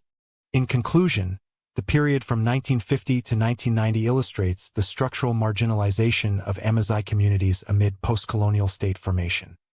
Arabization policies in Algeria, Morocco, Libya, and Tunisia constrained language, education, and political participation, yet traditional governance structures and cultural networks persisted. Local councils, grassroots associations, and intellectual advocacy ensured the continuity of Amazigh social and cultural life. This era establishes the necessary context for understanding the modern Amazigh revival, demonstrating both the pressures exerted by centralized nation-states and the enduring resilience of Amazigh identity. As post-colonial states solidified their Arabization policies, cultural and linguistic organizations emerged to advocate for recognition, setting the stage for the resurgence of Amazigh identity and rights in the late 20th century. From the 1980s onward, Amazigh communities across North Africa entered a period of intensified cultural activism, responding to decades of linguistic and political marginalization. In Algeria, the Berber Spring of 1980 marked a watershed moment. Students and intellectuals in Kabylia organized protests demanding recognition of Tamazight in education and public life. These demonstrations, documented in contemporary Algerian newspapers and government reports, catalyzed the formation of associations dedicated to language preservation, literary production, and cultural awareness.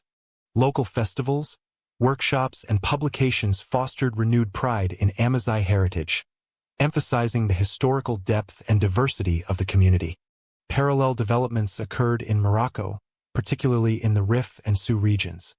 Activists established linguistic associations, cultural festivals, and publishing initiatives that celebrated Tamazight oral literature, music, and artisanal traditions. Advocacy efforts highlighted the historical presence of Amazigh societies, drawing on archaeological, historical, and linguistic scholarship to counter narratives of marginalization. This period illustrates how cultural activism became institutionalized, providing frameworks for both local engagement and national policy influence.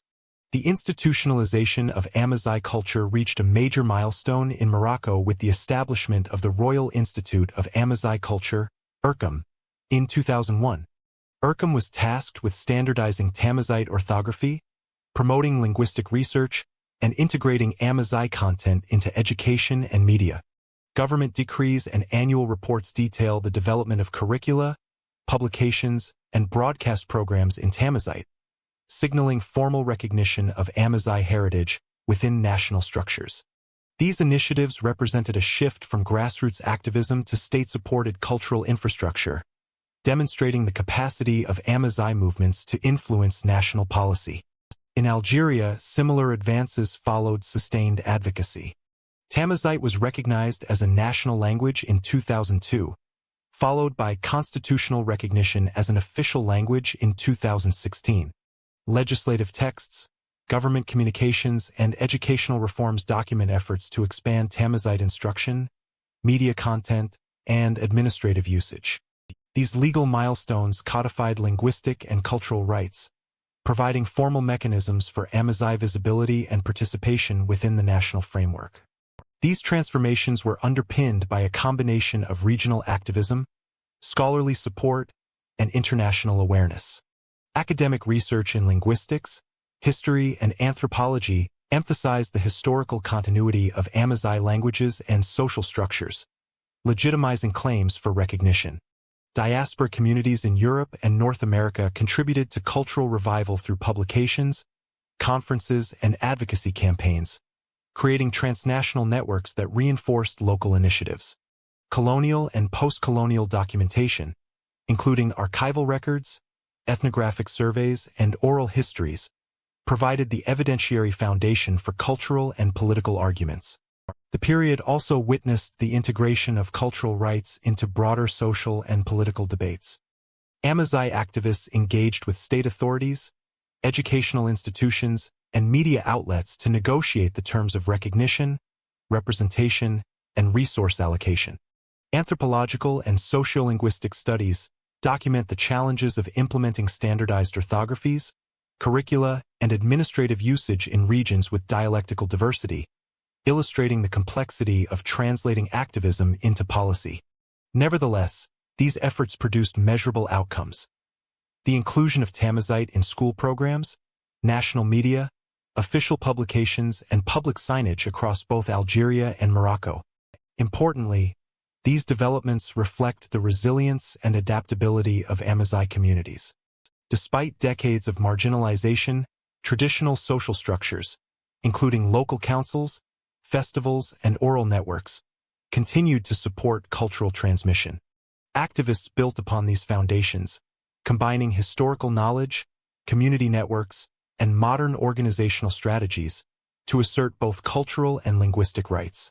This dual approach, preserving local practice while engaging formal political structures, demonstrates the capacity of Amazigh society to negotiate contemporary state frameworks while maintaining continuity with historical identity. In conclusion, the period from 1980 to 2010 represents a major phase in the institutionalization of Amazigh cultural and linguistic rights. Grassroots activism in Kabylia, the Rif, and Sioux valleys laid the groundwork for state-level recognition through the creation of Urqum in Morocco and the constitutional codification of Tamazight in Algeria. These advances institutionalized cultural visibility, providing frameworks for education, media, and public life, and marked a shift from marginalization to formal acknowledgement of Amazigh heritage. The efforts of this period continue to inform contemporary debates over language, identity, and political representation in North Africa. As the 21st century progresses, Amazigh communities continue to expand public visibility and political influence, negotiating identity, rights, and representation within modern North African states. Since 2010, Amazigh communities across North Africa have experienced unprecedented visibility and institutional recognition within national political frameworks. Constitutional reforms in Morocco, 2011, and Algeria, 2016, elevated Tamazight to official language status, formalizing its use in education, media, and public administration.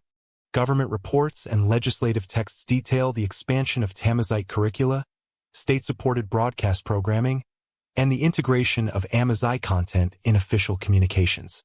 These initiatives reflect both historical advocacy and the strategic incorporation of minority rights into modern governance.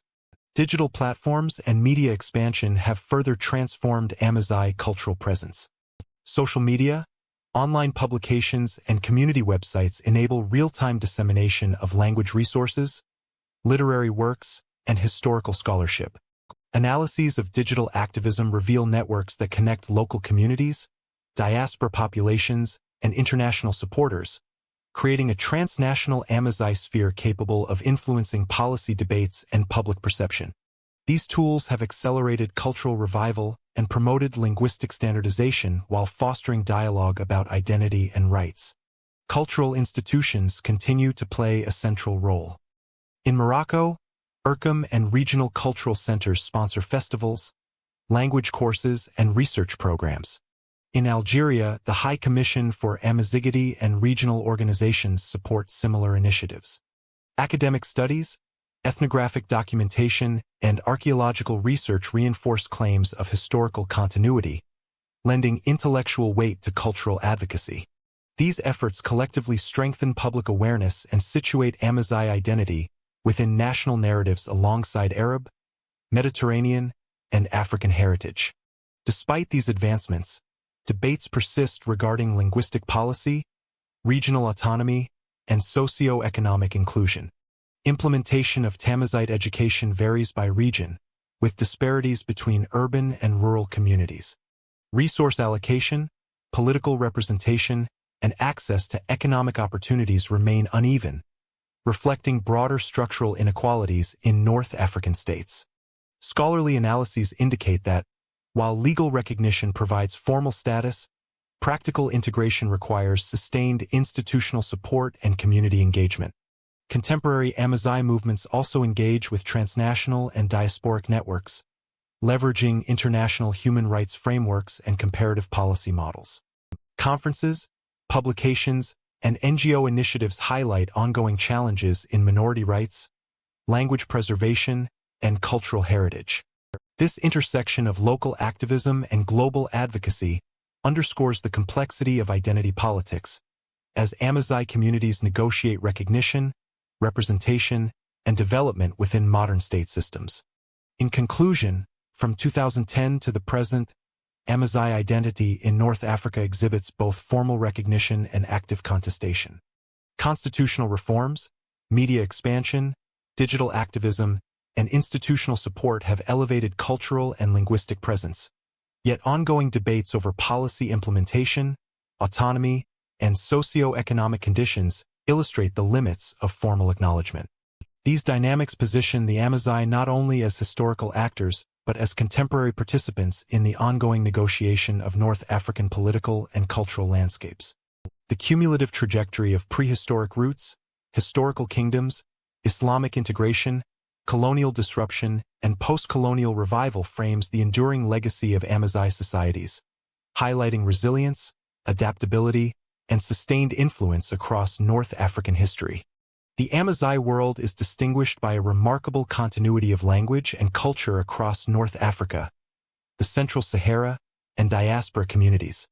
Tamazight dialects, encompassing Kabyle, Tarifit, Tashelhit, and Tuareg varieties, exhibit both regional differentiation and a shared grammatical and lexical heritage, reflecting millennia of sustained linguistic development. Comparative linguistics, supported by historical inscriptions and modern field studies, demonstrates that these dialects retain core Afroasiatic structures, including verbal morphology, noun class systems, and vocabulary for agriculture, herding, and governance. Epigraphic evidence, from Libyco-Berber inscriptions of the 1st millennium BCE to Tifinagh scripts among Tuareg populations, underscores the deep temporal roots of literacy and symbolic expression in Amazigh communities. Material culture reinforces this continuity. Archaeological investigations reveal enduring patterns in architecture, pottery, metalwork, and textile production. House forms in the Atlas and Rif Mountains retain structural features traceable to pre-Islamic and early Islamic periods, while funerary practices, including tumulus construction and necropolises, indicate persistent social stratification and ritual observance. Studies of oasis settlements across southern Morocco, the Algerian Sahara, and the Fezzan document adaptations in irrigation, pastoral mobility, and trade infrastructure that draw directly upon historical Amazigh knowledge systems. These material continuities provide tangible evidence of cultural resilience amid external political and environmental pressures. Oral traditions constitute a central component of Amazigh identity. Epic poetry, genealogical narratives, and ritualized songs function as both cultural memory and social instruction. Fieldwork in Kabylie, the Rif, and Tuareg regions reveals the intergenerational transmission of historical knowledge, moral norms, and ecological expertise. These oral corpora reflect adaptation to changing political and economic conditions, from medieval state formation to colonial disruption, while maintaining identifiable Amazigh frameworks. Linguists and anthropologists have documented recurring narrative motifs, heroic leaders, pastoral mobility, and communal solidarity that underscore the continuity of social values across centuries. Social organization further exemplifies persistence. Tribal councils, confederacies, and communal assemblies, including the Tajmit and similar institutions among Tuareg confederacies, retain decision-making structures that balance hierarchy and collective consultation. These systems historically regulated resource allocation, conflict resolution, and intertribal alliances, demonstrating continuity from pre-Roman federations to modern cultural associations. Historical sources, archaeological surveys, and contemporary ethnographic research collectively show that Amazigh social structures have adapted to external pressures while preserving core governance principles, contributing to regional stability and identity retention. Religious and ritual practices illustrate both continuity and integration. While Islam became the predominant faith across North Africa from the 7th century onward, Amazigh communities incorporated new religious frameworks without entirely discarding pre-Islamic practices. Anthropological studies document syncretic ritual calendars, local saint veneration, and seasonal festivals tied to agricultural and pastoral cycles, reflecting adaptation to wider Islamic norms while sustaining distinct Amazigh cultural markers. This ability to synthesize religious influences with existing social practices underscores the flexibility and durability of Amazigh cultural identity. Educational and literary initiatives have enhanced cultural continuity in the modern period. Post-colonial revival movements, the establishment of the Royal Institute of Amazigh Culture, IRCAM, in Morocco, and national recognition of Tamazight in Algeria facilitated standardization and dissemination of language, history, and literature. Digital platforms and community media now provide avenues for teaching, scholarship, and creative expression. Studies in sociolinguistics indicate that these interventions strengthen intergenerational language transmission, ensuring that cultural practices are both preserved and adapted to contemporary contexts. In conclusion, the linguistic, material, social, and ritual continuities of Amazigh societies demonstrate a historical resilience spanning millennia. Despite conquest, colonization, and integration into wider state structures, core features of Amazigh identity remain identifiable and influential. The persistence of Tamazight dialects, distinctive material culture, oral traditions, and social organization reflects not only survival but also the capacity for adaptation. These continuities provide the foundation for understanding Amazigh contributions to broader North African and Mediterranean histories, illustrating how a historically rooted cultural system can maintain cohesion and relevance over extensive temporal and spatial scales. Beyond linguistic and cultural persistence, Amazigh societies have shaped trade, diplomacy, and intellectual currents, contributing to broader global historical processes across Africa and the Mediterranean world. Amazigh societies have played a significant role in shaping the political, economic, and intellectual landscapes of both North Africa and the broader Mediterranean world. From the earliest Libyan chieftains recorded in Egyptian inscriptions to the powerful medieval dynasties of the Maghreb, Amazigh groups influenced imperial administration, military strategy, and trans-regional commerce. Numidian kings, including Massinissa and his successors, established sophisticated state structures that combined tribal federations with centralized governance, enabling agricultural expansion, military mobilization, and diplomatic engagement with Rome. Roman sources, including Polybius and Sallust, highlight Numidian cavalry as a critical component of Mediterranean warfare, demonstrating the tangible impact of Amazigh military organization on major historical conflicts. In the Islamic period, Amazigh dynasties further shaped regional and trans-Mediterranean dynamics. The Rustamids, Midrarids, and Idrisids facilitated trade across the Maghreb and the Sahara, linking oases and urban centers while fostering scholarly production in theology, law, and literature. Archaeological evidence from Sijil Masa, Tahert, and Fez documents thriving commercial hubs that connected Mediterranean, Sub-Saharan, and North African economies. The Almoravid and Almohad empires exemplify Amazigh capacity for imperial integration. Both established centralized administrations, conducted military campaigns into Al-Andalus, and promoted Islamic scholarship. Monumental architecture, such as the Qutubiyya Mosque in Giralda, reflects administrative sophistication and ideological coherence, while historical chronicles document diplomatic negotiation with Mediterranean powers. Amazigh influence extended into Saharan trade networks, particularly under Tuareg confederacies and trans-Saharan merchant groups.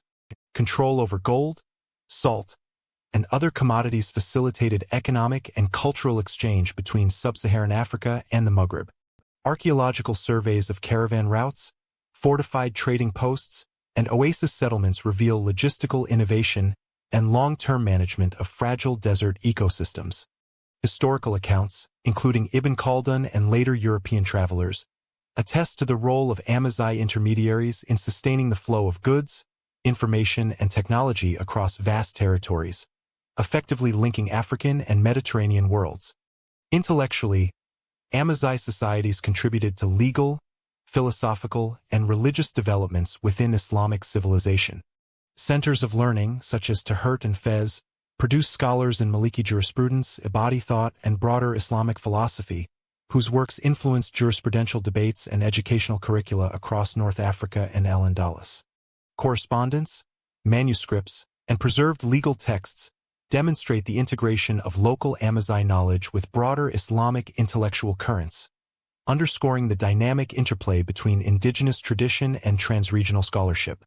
In military and political terms, Amazigh soldiers and leaders shaped outcomes in both regional and intercontinental contexts. From Numidian mercenaries in Roman armies to Almoravid cavalry in Iberia, Amazigh forces were often decisive actors in determining territorial control and political alliances. Their expertise in mobility, desert warfare, and strategic organization allowed smaller polities to influence larger empires, demonstrating a consistent pattern of regional agency over centuries. Amazigh contributions also encompassed urban and economic innovation.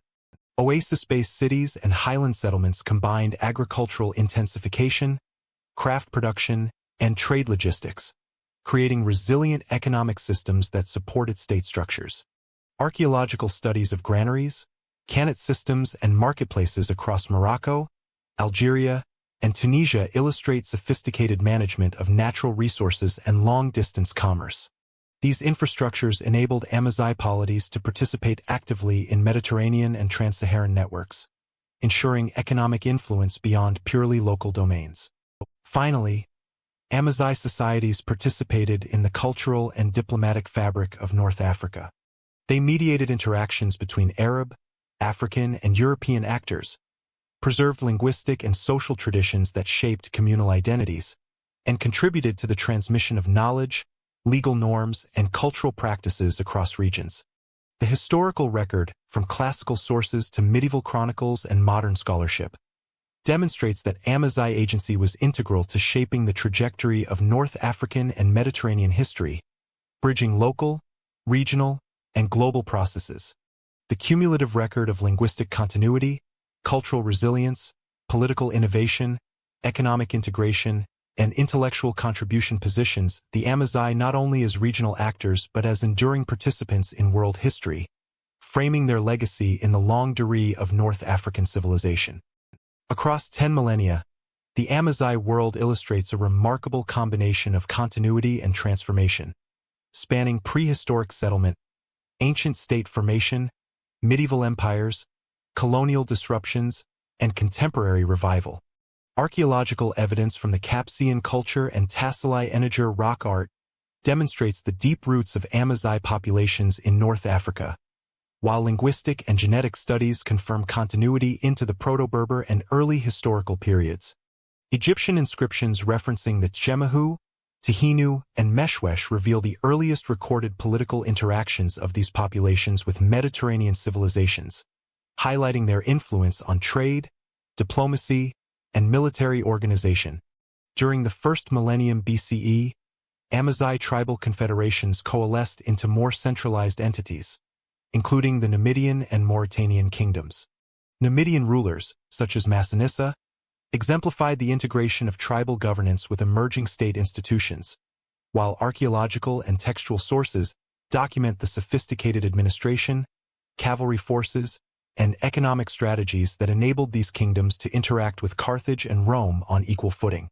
Subsequent integration into the Roman provincial system maintained Amazigh cultural continuity even as administrative and urban infrastructures expanded, illustrating adaptability without the loss of indigenous identity.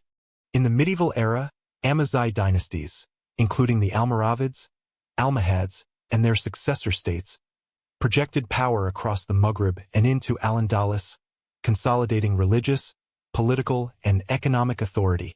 Historical chronicles, architectural evidence, and urban planning attest to the organizational capacity of these empires, while trans-Saharan networks facilitated long-distance trade, linking sub-Saharan Africa, North Africa, and the Mediterranean. The capacity for state formation, maritime engagement, and commercial management demonstrates Amazigh agency in shaping broader Mediterranean and African history. The early modern period and colonial era introduced new challenges. Ottoman, Saadian, and Alawite authorities negotiated relationships with highland and desert Amazigh confederacies, maintaining a measure of local autonomy. European colonization, particularly French and Spanish expansion, restructured territorial control, governance, and economic systems, yet resistance movements, such as the Rif War led by Abd el-Krim, illustrate sustained Amazigh agency, military sophistication, and strategic adaptability. These centuries highlight a dual process: external pressures reshaping political structures, while cultural resilience preserved social and linguistic identity. In the post-colonial and contemporary period, Amazigh communities navigated Arabization policies, linguistic marginalization, and evolving state systems. Cultural revival movements, institutional recognition of Tamazight, and digital activism reflect the ongoing assertion of identity, illustrating the integration of historical memory, language, and modern political engagement. Legal reforms in Morocco and Algeria, alongside educational and cultural initiatives, demonstrate both the possibilities and limits of state recognition in supporting minority identity within nation-states. Synthesizing this historical trajectory, Amazigh societies consistently demonstrate the capacity to maintain core linguistic, cultural, and social structures while engaging dynamically with successive waves of external influence: Egyptian, Roman, Islamic, Ottoman, colonial, and post-colonial. Their enduring presence in North Africa, the Sahara, and Mediterranean contexts exemplifies the interplay between local continuity and trans-regional interaction. From prehistoric settlements to contemporary cultural movements, Amazigh communities have contributed to governance, trade, intellectual life, and military affairs across Africa and the Mediterranean, leaving a legacy that is both deeply rooted and globally connected. This comprehensive arc, tracing prehistoric ancestry, ancient kingdoms, medieval empires, modern struggles, and contemporary revival, closes the documentary's examination of one of the world's oldest continuously inhabited cultural regions, underscoring the Amazigh as enduring actors in the historical processes of North Africa and beyond. Explore the full depth of North Africa's history by subscribing for more in-depth documentaries on the Amazigh and other ancient civilizations. Engage with history that spans millennia, from prehistoric foundations to modern cultural revival, and join us in uncovering the enduring legacies that continue to shape our world today.